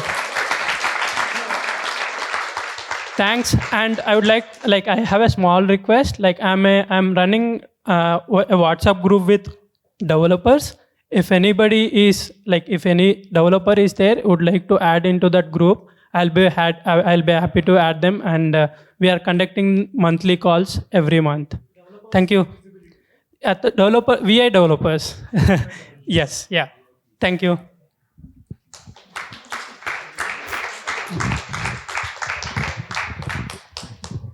Tech developers community. Yeah. Thank you, Vinod. That was just amazing. Would anybody like to summarize that? What did you pick up from this activity? Insightful something. One thing is Rubik's Cube can be made accessible. Yes. And second is no matter whether you have an eyesight or not, you can still solve it. Yes, of course. So when we say disability, majority of the people say that, whether they have the ability to do something or not. They define disability as question upon a person's ability. But this demonstrates that disability is not about questioning anybody's ability. We might be able to do something, we might not be. Maybe we know something we have learned, and somebody may not have learned. There is somebody who can play cricket. There are others who can play football better. It's okay. But the point is, if I know how to play cricket, and if my passion is, are you giving me a level playing field to do that? That is what accessibility brings. It gives equitable experience and opportunity, and then we can do whatever we want to. It's not about questioning the ability. With this, we will move on to the second game before then we pass on to the next session today. In this game, I would request any 4 people, anybody, any 4 people to come up on the stage in front. I'll not reveal the game, but I can assure it's very easy. So don't worry, don't be scared. 4, yeah. Any daring ones? 3, okay. 1. We are done with 4? Okay. Can please help me with the names? Okay, I have a question. So each of you can help me with your name and your favorite fruit. Okay. Hi, I'm Saurabh. I love mango. Saurav, mango. Okay. Mine too. I'm Venkat. Mine also mango. And it's Okay, I summertime. want unique. I want unique mangoes. Yeah. So then I'll go for apple. Apple. Okay. And your name, please? Sorry. Venkat. Venkat. Okay. So Saurav, mango. Venkat, apple. Then? I'm Nehal, Yes. and my favorite fruit is grapes. Grapes. Wonderful. So mango, apple, grapes. And one more. I'm Bhavya. I like watermelon. Watermelon. Bhavya.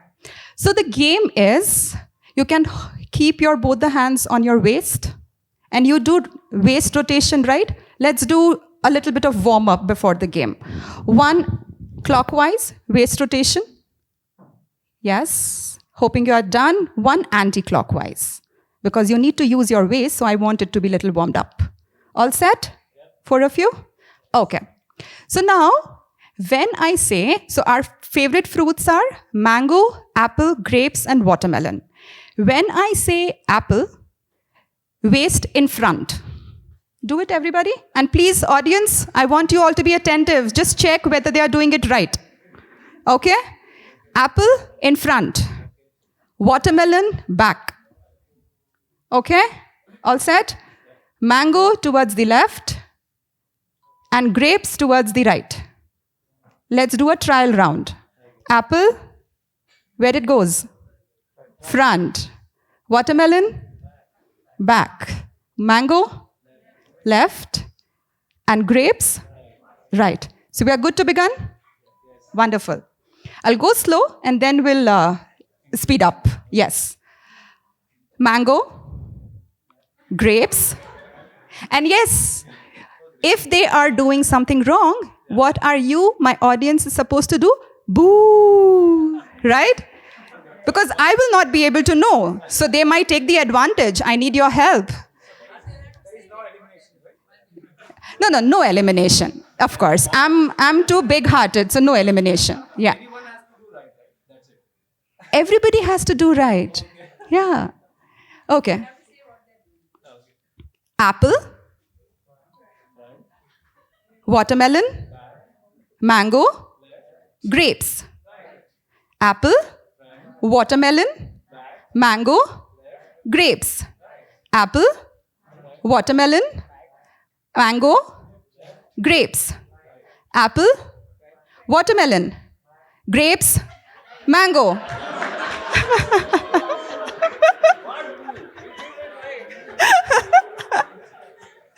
Okay, once again, with little bit geared up. Okay, speed. Apple, mango, grapes, watermelon. Apple. Apple, last time, come on. Apple, mango, grapes, watermelon. Still getting wrong? Okay, let me make it easier. So apple, mango, watermelon, grapes. Now you know it's in the rotation. Okay? Apple, mango, watermelon, grapes. Apple, mango, watermelon, grapes. Apple, mango. No, I'm not changing. Apple, mango, watermelon, grapes. Apple, mango, watermelon, grapes. Faster. Apple, mango, watermelon, grapes. Apple, mango, watermelon. Come on, faster. I am not changing. I am not changing. Okay, apple, mango, watermelon, grapes. apple, mango, watermelon, grapes. Apple, mango, watermelon, grapes. Apple, mango, watermelon, grapes. Apple, mango, watermelon, grapes. Apple, watermelon, mango, grapes. Apple, watermelon. Exactly, that is what I was trying to explain. Could anybody get what was going easier and when it started becoming harder? Right. But when it is consistent, in going in the same pattern, wasn't it easier and intuitive? I want to try and focus on the word intuitive and predictability, isn't it? Well, thank you, everybody. And Vivek, can we have chocolates for them, please?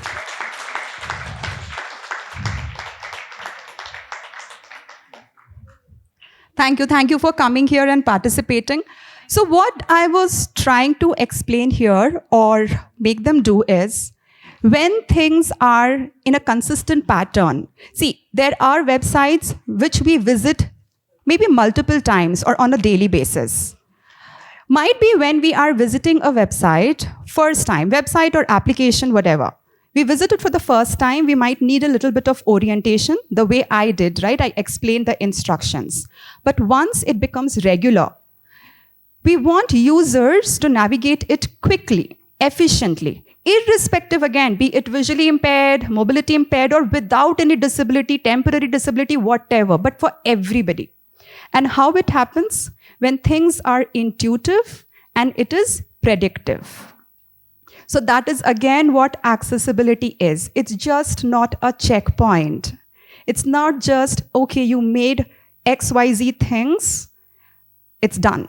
It's also about the beautiful, consistent experience, making everybody use their best capability to do their things faster, irrespective of what their mode of interaction is. That is what accessibility also talks about. That's all I wanted to do with these two games. Hope something you picked up through gamification. Partha, I think I did justice to what you explained. But thank you, everybody, and hope you enjoy the further sessions.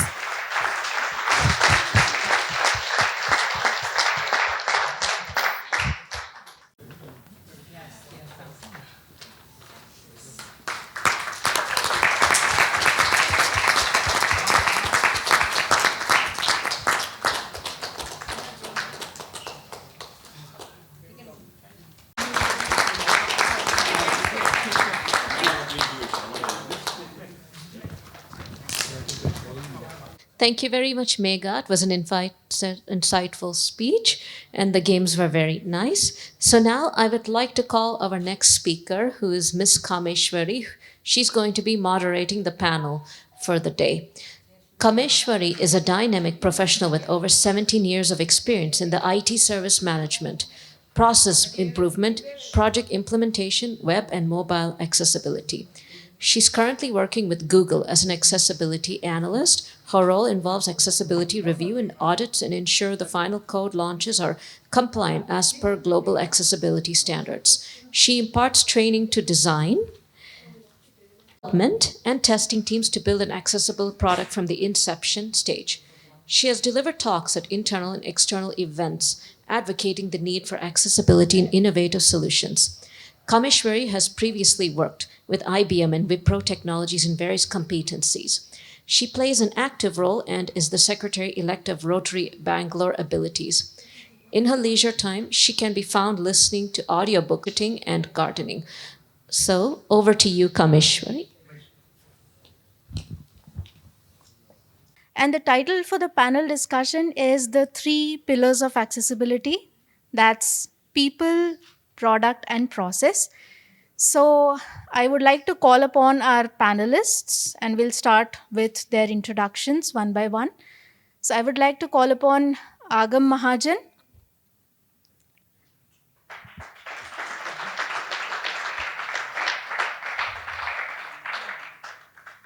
Avinash Kumar Singh,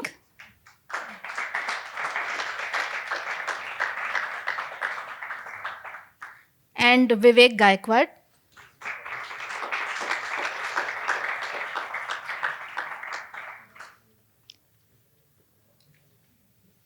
Thank you so much.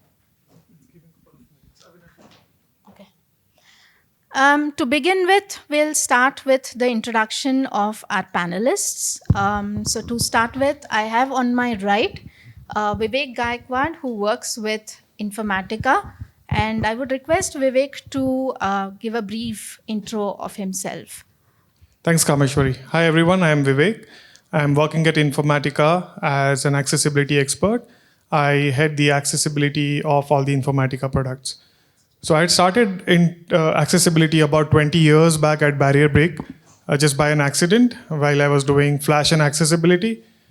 And then after that, never looked back. I mean, it was quite interesting, and I was one of the very few guys across the globe for making games accessible, making e-learning accessible.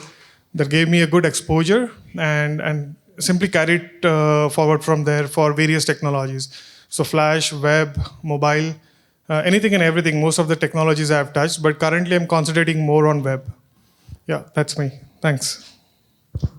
Thank you, Vivek. Moving on, I would request Avinash Kumar Singh to introduce himself. Hello everyone, my name is Avinash Kumar and I have completed my graduation in law, and since due to lack of opportunity in the law field, I have explored several fields, and recently I am working as a customer care executive for a startup company as an international voice process. Thank you. Thank you, Avinash. We also have Agam Mahajan with us, and he heads the engineering department at Swiggy. I guess all of us do use Swiggy, right? So we are all foodies here. So I would request Agam also to introduce himself. Yeah, hi everyone. I am Agam Mahajan. I am engineering manager at Swiggy. I've been part of the organization for 5.5 years. I started my journey as a mobile app developer, and now I'm leading the mobile app team. For me, accessibility means removing all the barriers where everyone, irrespective of their ability, can access and use the products. And I think the Rubik's Cube example, I really like that. It's not about doing something extra for a small set of users. It's about coming up with inclusive practices which helps all the users access and use the products. And I'm very proud to say that Swiggy has been very vocal and implementing some of the good practices in our company so that everyone can use our products. Thank you. Thank you, Agam. And yeah, thank you so much for the wonderful introductions. Moving on to the questions. So, as I said, the title of our panel discussion is the 3 pillars. So, we'll start with the people aspect of it. And the first question to Avinash will be, so Avinash, you must be using a lot of websites and applications on a daily basis, maybe for travel or for ordering food or for your office work as well. So, in general, what are some of the challenges which you face because you're a user of assistive technology, and what are the basic challenges which you face when you access these applications and websites? To day-to-day travel, I use several apps because let me explain to you that I am a middle blind, so I am little bit of hesitated to use mobility and public transport oftenly. So I use these all traveling apps. But like when I was not habituated to that, so it was very tough for me in the means of accessibility. But right now, anyhow, with the help of few peoples, I can book the rides, or there's 1-2 apps which I can book by my own.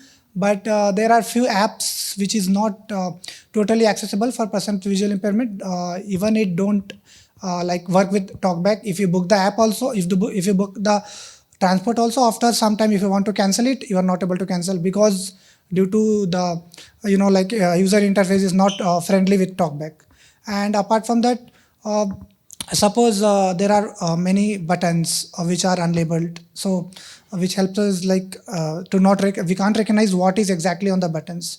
So that is a big issue. And the focus of the app, which often fluctuates. So this is a lot of challenge for me, So I should often take the help of sighted people. And suppose if the sighted people is not around me, then I should again close the app, again restart the mobile, and again I should log into it, and again I should. So these are the many things which is really challenging for me. So it takes a lot of time to book a app and come back to my home. So for example, if I have a work which it takes 9 hours, in that morning 1.5 hours take for my cab, and another evening 1.5 hours. So totally 3 hours goes in that, cancelling, booking, cancelling, again booking. So this is a big, huge defect. So before this, we had a demo of Namayatri.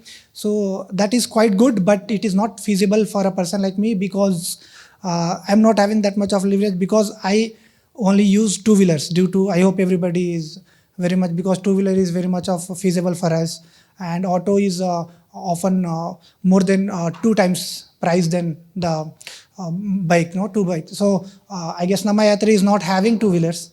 That's why. So this is the main thing. And other related to remaining 3 apps which is having two-wheelers.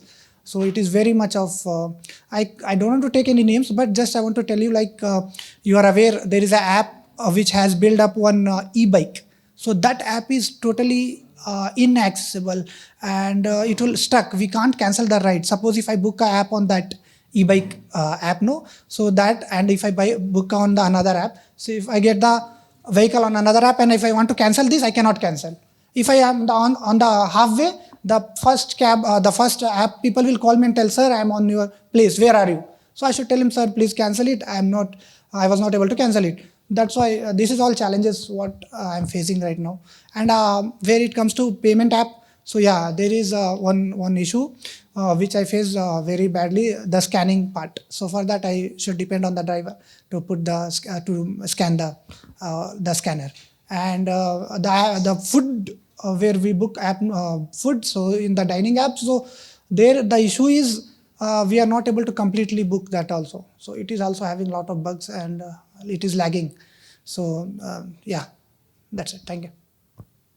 Thank you so much for sharing the challenges which you face on a daily basis, Avinash.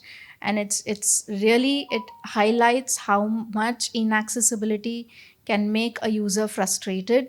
So moving on, the next question is to Agam, to understand. So if a user with accessibility issues raises these issues, and these issues are looked upon by the organization, what are the initial reaction, or what is the approach the organization takes? What are some of the ideas which come to, the immediate ideas which come to the organization, and how do they handle them? So in many companies, right from the ideation phase, product and features are built without taking into consideration accessibility. Then obviously issues will arise. So let's say if consumers raises concerns, the first reaction of the companies happens is, let's mark it as a low priority. They feel this is a niche issue only, it's impacting a small set of users, so they don't give the right priority to that concerns. This is mainly because there's a lack of understanding, and they're not aware. Like I have talked to many companies, they think that it's, to provide accessibility, you have to do a lot of R&D, you have to do a lot of new things, you have to put a lot of time there, it'll be time consuming, and you have to put your product timelines get delayed. And even let's say you went ahead and get it prioritized, they will do just the bare minimum just to close on the tickets and do the local solve rather than giving the full best experience for the consumers. And lastly, let's say it gets prioritized, you implement also, but consumer feedback is also important. Like sometimes you build something which whatever you were intending, and that is not coming out, and users are still facing the issue. And when you get that feedback, companies get rigid, like this is how we have implemented it, should work. So I think these are the few initial reactions of the companies when accessibility concerns get raised. Okay, and I also feel in most of the cases where users, come up with these challenges, the companies also, or the organizations are also confused as to, because if they have not heard of the word accessibility at all, they would be confused as to what accessibility is and what assistive technology is, and how to go about these challenges, how to fix them. And the lack of awareness mainly also adds to these challenges. Thank you. And let's understand from an expert point of view now. So the question is to Vivek. So when we try to advise or advocate an accessibility process to be followed in an organization, which usually an accessibility evangelist or an expert does, what are the basic myths and misconceptions which you have to bust initially? There are plenty of them, but I'll list maybe 3, 4, the top ones. The first one is accessibility is a feature. Let's implement it maybe a couple of months back or in this version. So always it's been treated as a feature, which is not a great thing. It's not a feature. It is to go across everything that's there in the app. The other misconception is they think about accessibility to only limited to alternative text. So a general person would say, okay, let's provide alternative text to all the images in the app and it will become accessible. So that's another misconception generally people have. The other one is, why do people with disabilities need to use our app? I mean, it's very hard statement, but this is what some people would say. How a blind person would know how to use a keyboard? If it doesn't know how to use a keyboard, what's the point of making our application accessible for them? So yeah, there are many such things that accessibility experts needs to teach people that these are not the correct things. These are myths, misconceptions, and we need to get over all of this. Yeah. Yeah, and just to add, in my initial days of evangelizing about accessibility in an organization, a lot of people would come and say, okay, if we change this design, then it will start looking ugly. And, a lot of our customers may not use our app because it doesn't look good.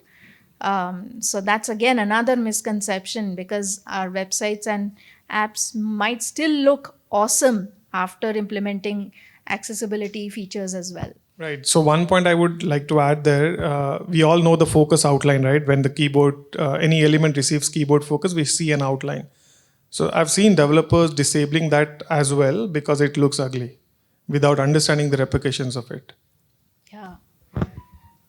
So we've talked about the problem statements now, and let's try to understand how can we overcome these as well. So my next question is to Avinash as a user. What are some of those things which a user who faces these accessibility challenges can do or can bring to awareness these challenges and get in touch with the concerned people? Yeah, there are not much like solutions for that, but yeah, there are limited solutions, but we can do those things, try, but that is not in our hand whether we get the reply or not. So the first thing is like we can, there's a support, I guess, call in every app. We have support section or help. We can go there and we can raise our complaint. Apart from that, we can get the mail IDs of the thing from Google and we can mail them. And then there are nowadays social medias where we can tag hashtag and we can like try to create awareness or something which can go viral. Then only it will help us. Apart from that, what I did, I would like to share an experience. So I guess last year there was a World Cup, one-day World Cup. So India, I guess we lost unfortunately in final. But what was there like before the World Cup? One of the entertainment channel which is having an app which announced to show it free in the competition of another app. So that channel they was not accessible. That is, I guess, Indian app. So there was not much accessible, but we was not even able to change the languages according to our interest. So I am an English speaker, Hindi speaker, Kannada speaker. So I love to listen more time in Kannada or Hindi, not in English. So what happens, we can't change. Forever, every match we should take the permission of, we should take the help of others who is cited to change the languages. So I got a mail ID of the person who was allocated to that particular issue. So I mailed her that saying that, ma'am, this app is not accessible.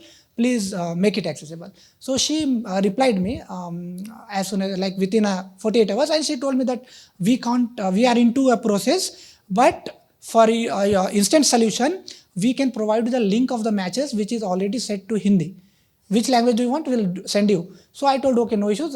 My preferred language is Hindi. Please send me all the links in Hindi.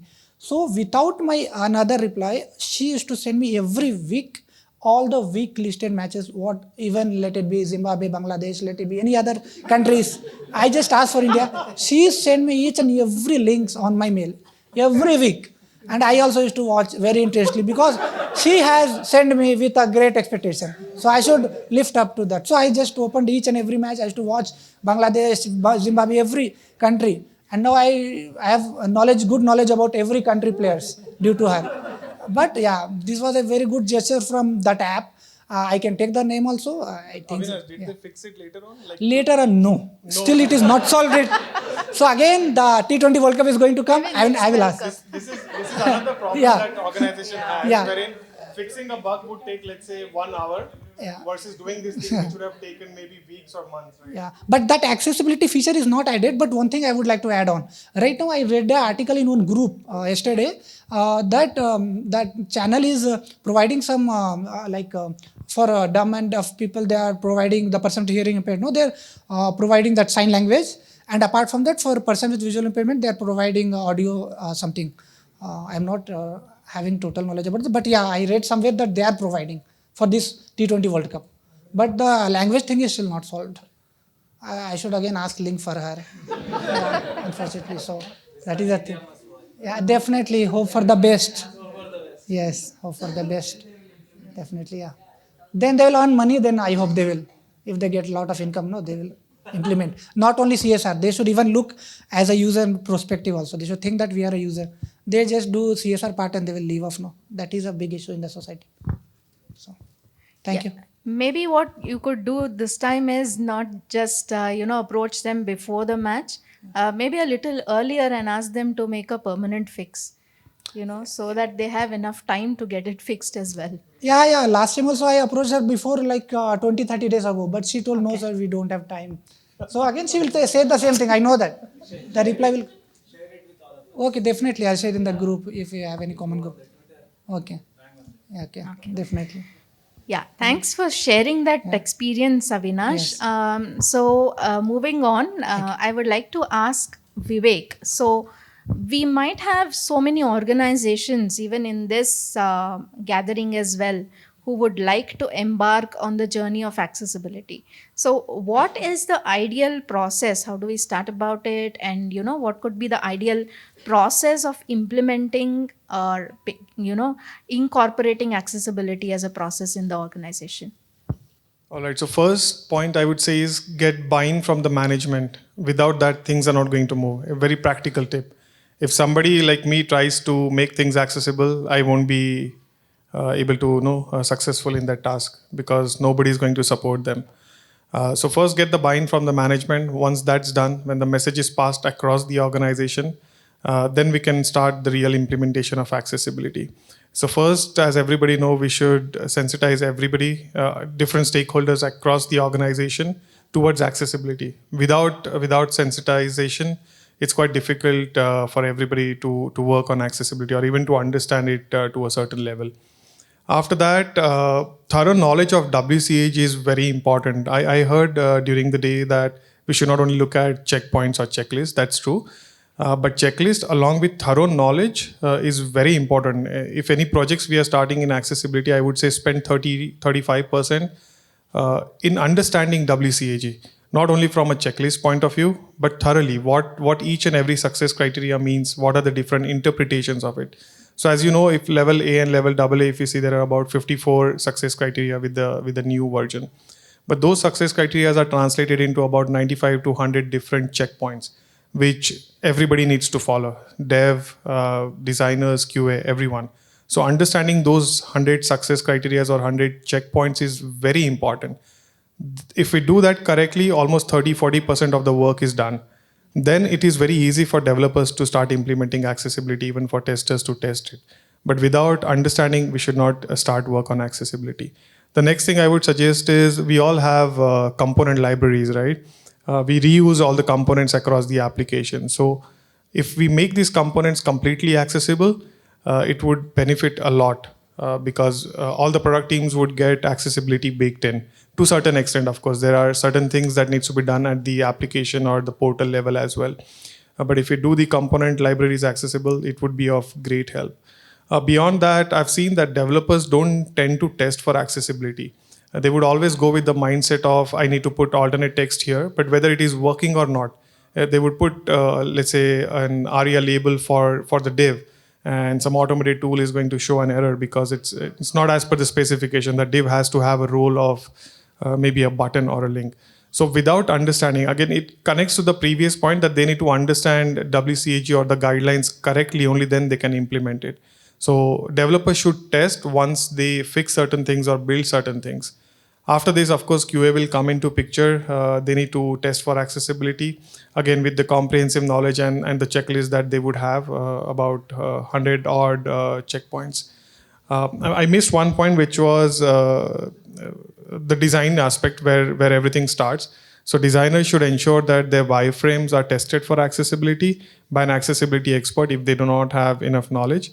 And we should annotate different parts of the wireframes so that developers would get whatever thoughts the designers had behind every component. That needs to be translated to developers so that they can implement it accordingly.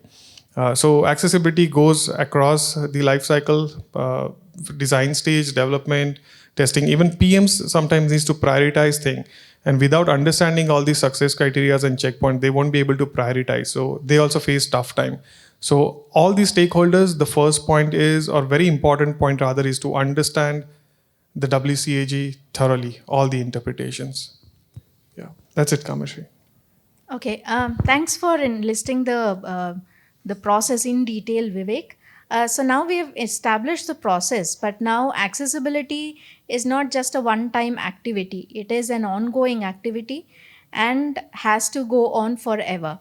So, like to understand from Agam, what are those steps which could be taken to ensure that this is not just a one-time activity, and people are motivated to continue and keep the accessibility of the product intact?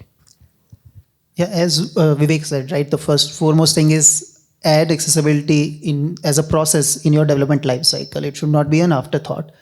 I was reading this one interesting line, like accessibility is like a key ingredient in making cake. If we don't add it in the start, it won't taste good. So,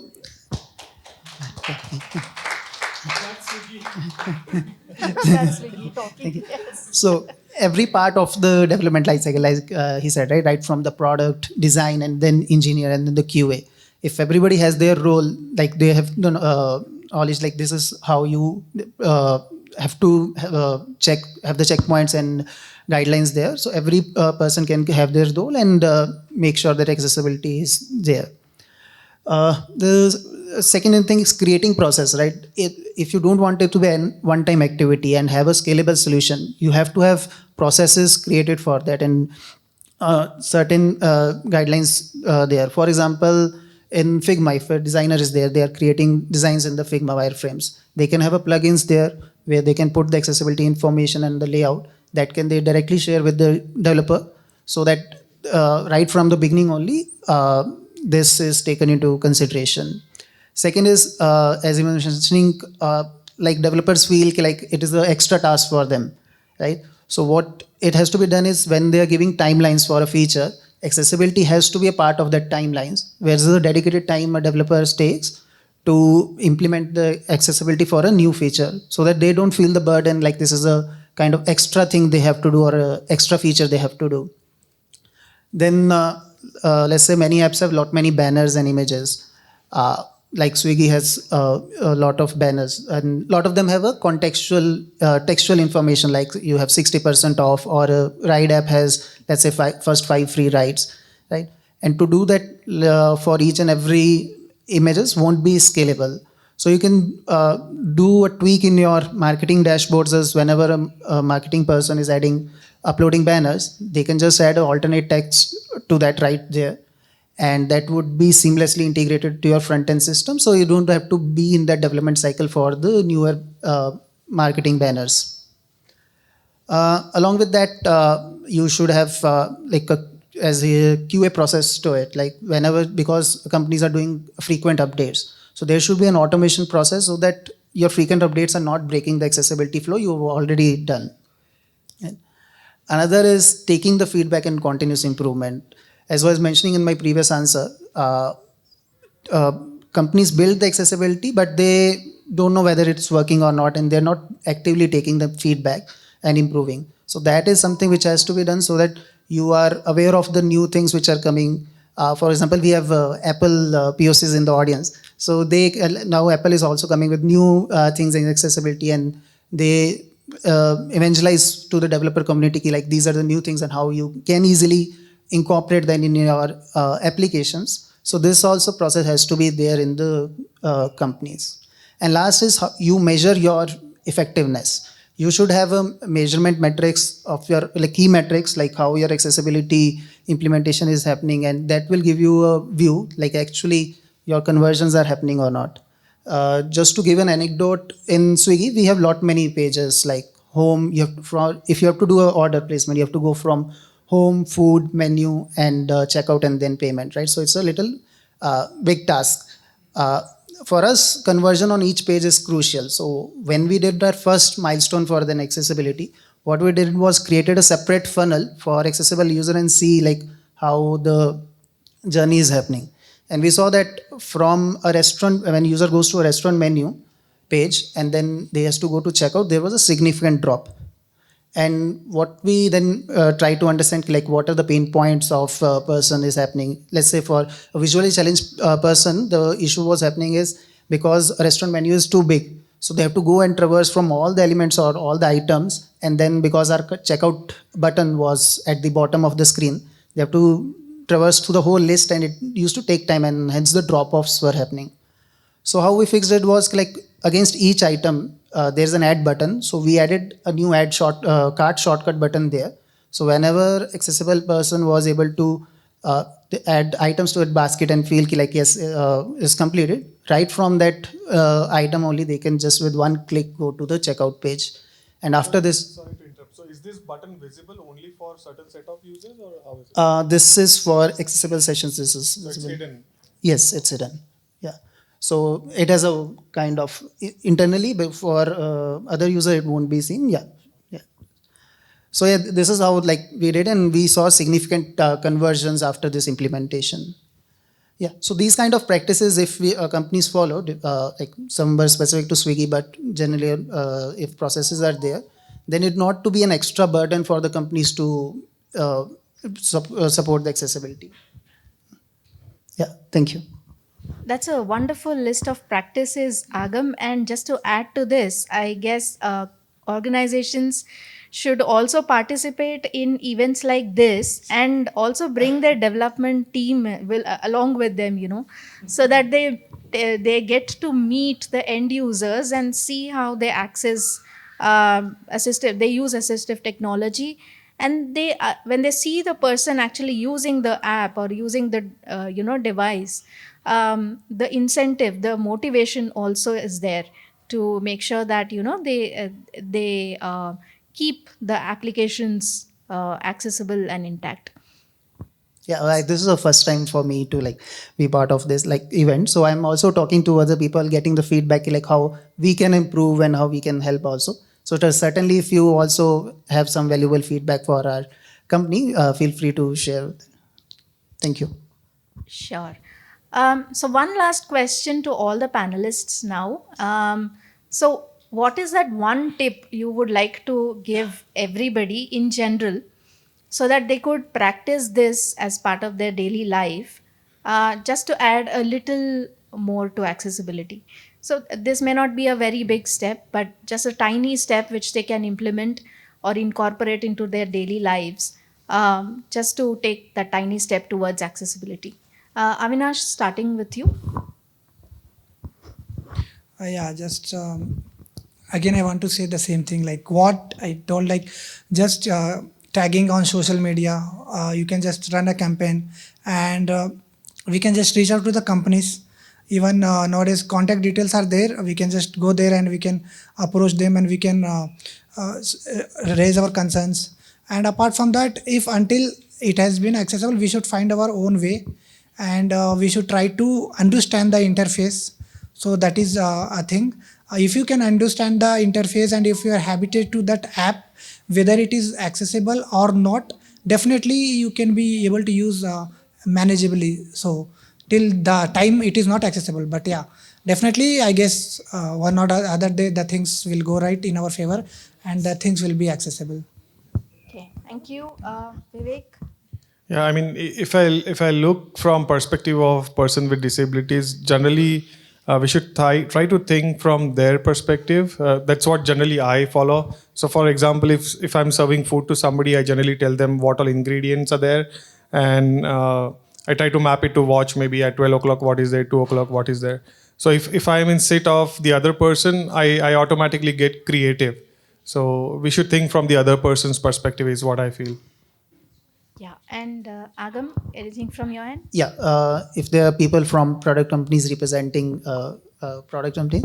So one thing I want to mention was you can do an exercise here at home, like turn on the accessibility feature on your device, whether it's voiceover on iPhone or TalkBack.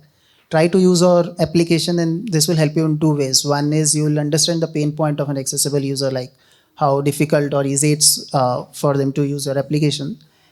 Second is it will give you an understanding also like how efficient your application is, and then you can come up with ways to improve that. Yeah, that's it. Thank you so much. And all the three were wonderful tips. And now we are done with the questions for a panel discussion. And now we would like to open it up for the audience. If there are any thoughts or any ideas anybody would like to share. We can take 2 questions.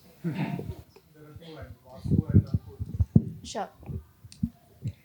You should give opportunity to others. Absolutely. One generic question might be it is Vivek who can share some tips to everybody. So one of the complaint I see from different users with disabilities is in one of the updates, this app done a fabulous work and they made a lot of improvements on accessibility. And next version comes, all the accessibility breaks.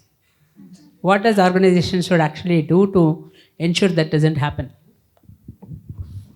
I'm not sure if I can answer that correctly, but what I generally tell developers is write a lot of comments in your code so that the other person who is modifying it understand why certain thing was done.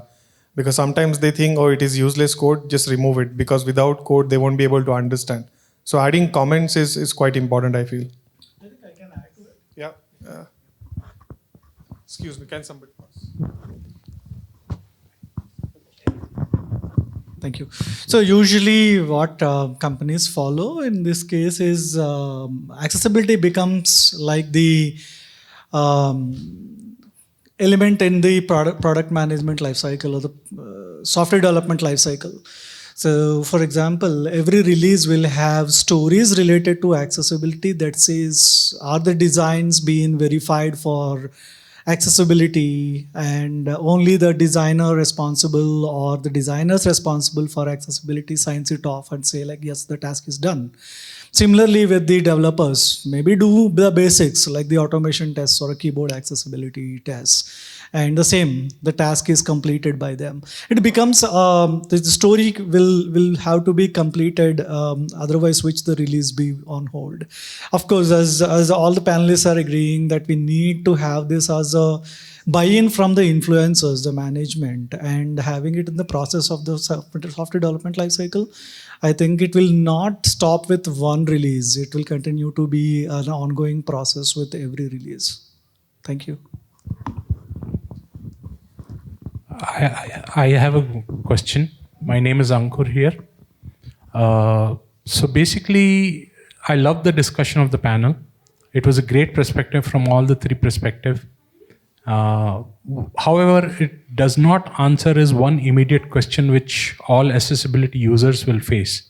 And that is, if an app is providing accessibility, what kind of support it provides in the help center of its applications? Because there's a lot of content you have to go through and read through just to reach and answer one question. And that for any accessibility user is a challenge. So is it possible that if a talkback is enabled, and if you go to a help section, you can directly speak to an executive and be able to have a discussion, especially for the visually impaired. And in case of other accessibility challenges, maybe they can have that particular area's expertise available, who can solve that problem immediately as of then and there. Yeah, so I think that's a very good feedback, like on how to easily raise concerns. I think what Vinash was mentioning, like he's not able to cancel the rides, or in Namayatri when it's very tedious, like you get a call if you are accessible user. So these kind of things should be there, like doing something little extra. Or sorry, not something extra, like doing this little flows there where you empower user to be how say, like connect with an agent, like you said, right? Or like you have a shortcuts, like I mentioned as an example in Swiggy, so that you whatever the problem happens, like there's a lot of textual context there.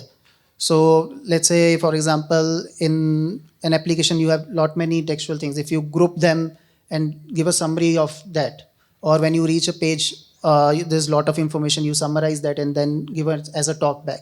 So these kind of things can help to do a faster access. Thanks, that was good. Any more questions or any more thoughts? Okay, so I would like to thank all our panelists, Avinash, Vivek, and Agam, for joining us for this panel discussion. And I expect that all our audience also loved the discussion. Of course, there's no end to a discussion like this, but then, yeah, I hope that we have had takeaways and we'll continue this discussion further. Thank you so much. Thank you, Kameshwari.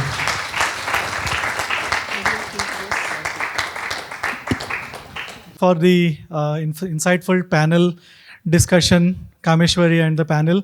Can I now call up Venu onto the stage to give away some mementos to the panelists? Someone can help Venu to bring them. Let it be happening.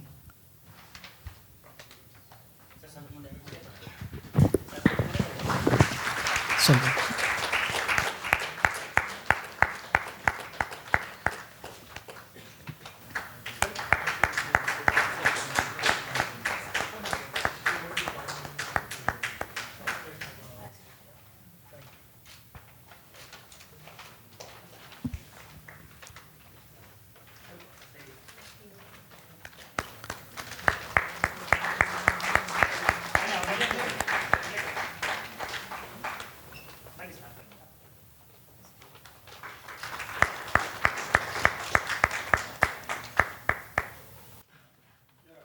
Okay, thank you, Venu. So before we end up the session, I have just a couple of announcements and I will hand it over to Srini for a word of thanks. So number one, all of you might be wondering, the keynote speaker Kailash wasn't here. He have sent his message of apologies that he isn't well. As many of you know, the weather isn't good and a lot of us are getting sick. And keynote speakers will not be an exemption for that. Weather will not exempt any one of us, right? So unfortunately, Kailash wasn't well yesterday and he has to drop in today. But for those who have come for raising your concerns about Zerodha, drop it to me. I'll make sure that I will get it to Kailash and the Zerodha team. And I'll be chasing them. I'll try my best to get our things done for accessibility at Zerodha, number one. And number two, we have a couple of stalls in the back. One of them is about the smart vision glasses. For those who have visual challenges, maybe you might want to just experience them. And the second one is about the organization APD, that they're doing wonderful work on the physical and digital accessibility. If you want to, once the session is done, please go ahead and visit them. And let me now, is Asha here? Okay. I'd like to call up Srinivasu Chakravatula on the stage to give a word of thanks. Over to you, Srini. Am I getting you? Yes, please. Hari Om. So, how is it for the last 2.5 hours for all of you? Amazing. Okay, fantastic. So, but to make this happen and to make this 2.5 hours more memorable, there has been an incredible effort by many people. So first off, Rakesh, how many registrations were there? 90. That is a huge number. So thanks to all of you who made it here. And some of you have actually come from different parts of the country like Hyderabad, Chennai, and other places. And I know one person who actually went for something to Chennai and just came back just for this today. So thanks to all of you, the 90 people who actually made it here. And that too, I think this whole announcement and planning started just about a month ago or something. But still, 90 registrations is definitely a good number. Thanks to all of you at the first place. Now next up on, how was the food? How were the snacks? Delicious.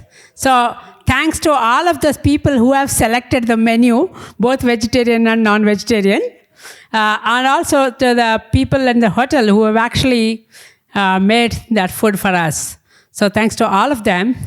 And all these captures, photography and video, we need these memories, right? Some of you will definitely ask Rakesh, can you send me the photograph of XYZ? Can you send me the video of this? Whether he sent it or not, I don't know. But yeah, this is a hint for him to send, okay? Yeah, but we have a wonderful videographer and photographers, right, who have actually done a phenomenal job. And this must be probably one of their very few opportunities where they come and did the photography and videography for an inclusive event. So they must have definitely took away a few things, how they can make the photography and videography itself inclusive, right? If at all I'm standing and they don't tell me anything, I won't be knowing whether they're finished taking the photograph or not. Right? So they must have also definitely lent a lot of things here. And though we didn't have it here, I would also like to place on the record the thanks to Dr. Kailash, who was supposed to be the keynote speaker. Since due to the health issues, he couldn't make it here. But accepting as a keynote speaker for such an event from an organization, which is a mainstream trading application, which is quite popular, right? And in fact, many of our people with disabilities also do use that application, right? And which they are not aware of that until the recent past, right? But accepting itself is a good thing. But yeah, we hope to have him here in the next time. Thanks to Dr. Kailash. And next, who introduced us the gamification? Dr. Partha. Now that I've said, you better have to get your PhD man. Okay? I've already told Dr. Partha, okay? So, Partha, thank you so much. That was an insightful session with the gamification and all that. And then we had the demonstration and presentation about Namayatri, right? Which also has something called Purple Rides, right? Which is an easy to use application for avail the auto rickshaw. But the good thing is that we had many of the transport applications so far, but probably this, I know the fact that Uber has also partnered at some point with different organizations and did something for accessibility and so on. But as I look at it, Namayatri is actually went a few more steps ahead, and it is consistent, because as sitting here, I've installed their app, and on the onboarding screen itself, they mentioned about the inclusion and accessibility. This could be the first app I have seen that information and the onboarding screen. So, Reena, thank you so much for being with us and talking about that. And then, Rubik's Cube. Oh my God. I have at least tried about 100 and 150 times and I gave up. Okay? Yeah, same here. So many of us in that space, right? So that is definitely incredible. I thought it is definitely, I think it is definitely less than 1 minute, right? 47 seconds. 37. Oh, very close to half a minute. Fabulous, Vinod. Incredible. Thank you so much for doing that. And Megha, very thoughtful gamification activities. And all of your games had the purpose of why we are doing it. Everything has a message. Thank you so much for doing that. And after Megha, what was that? Yeah. See, this is what called short-term memory, right? Yeah. So we just had somebody talking about the problems, and then an accessibility expert coming and giving an advice. And we actually have an organization who are implementing and making things accessible, right?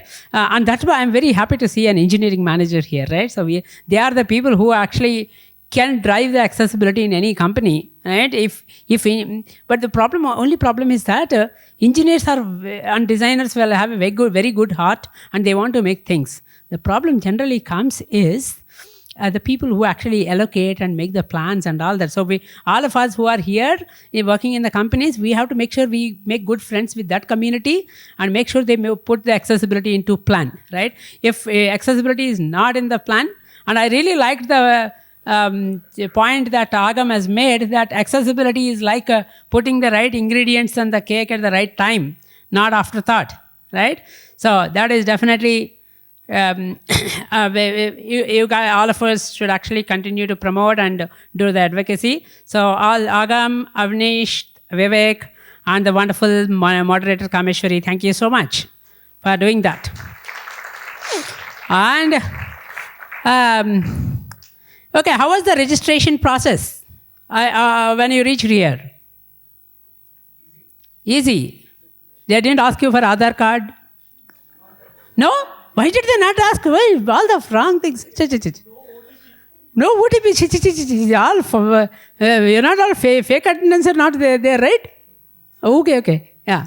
Okay. So all the volunteers who were there at the registration desk and through whenever somebody needs help or while taking the food and everywhere, we had so many volunteers here who actually helped. And of course, by the way, those volunteers were also attendees of the event. Okay. But thanks for playing the dual role and for extending all the support. And I'm sure with the help of all the volunteers, even the otherwise, you all must have had a good networking as well. Right? And finally, do I need to thank this fellow? Do I need to thank this fellow? Yes, right. So it is Rakesh because of whom we are all here today. It is a thought process that came from him just about a few weeks or a month ago, that for the Global Accessibility Awareness Day, we need to do something.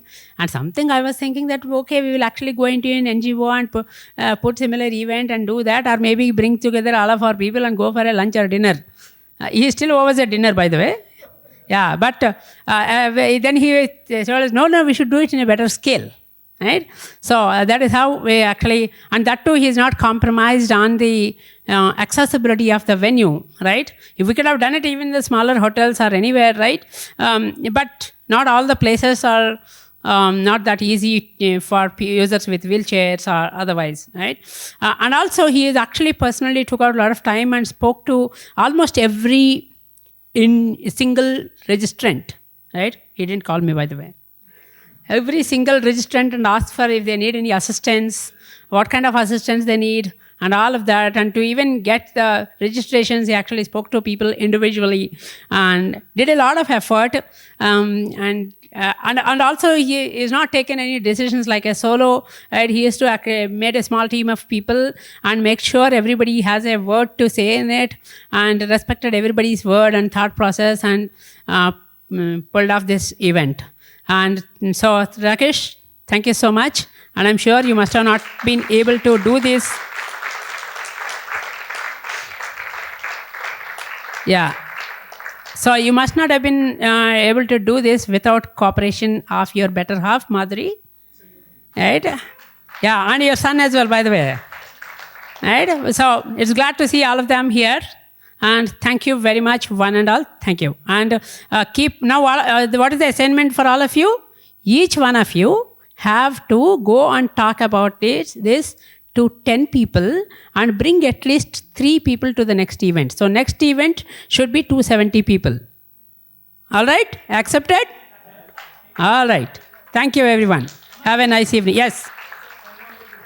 Sure. Yeah, of course. Sorry. Yeah. So, as part of the reasonable accommodation, we also have arranged the sign language interpreter. Coincident is that both of them are Priyankas. So, Priyanka 1 and Priyanka 2. Right? So, thank you so much. You should only sign in yourself in sign language to thank yourselves. And also, not just a sign language, right?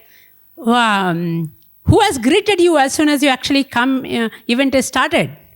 That is our host of today, Asha. Wonderful host. Don't you all agree? Yeah, thank you so much, Asha. Very nice to meet you. Thanks you for being the wonderful host. Anybody, if I have missed out anybody else, but thanks to each one of you. And also thanks to the management and the people of this hotel who have actually made everything possible, and at least I have not seen they have created any mess or problems for us as of now. And by the way, they are also used to host the inclusive events like the India Inclusion Summit used to happen quite every year for last several years. So their support, in fact, the moment we came to the door, the person greeted us and said, "No, sir, I know everything, I'll take you." Right? Thank you, one and all. Have a nice evening.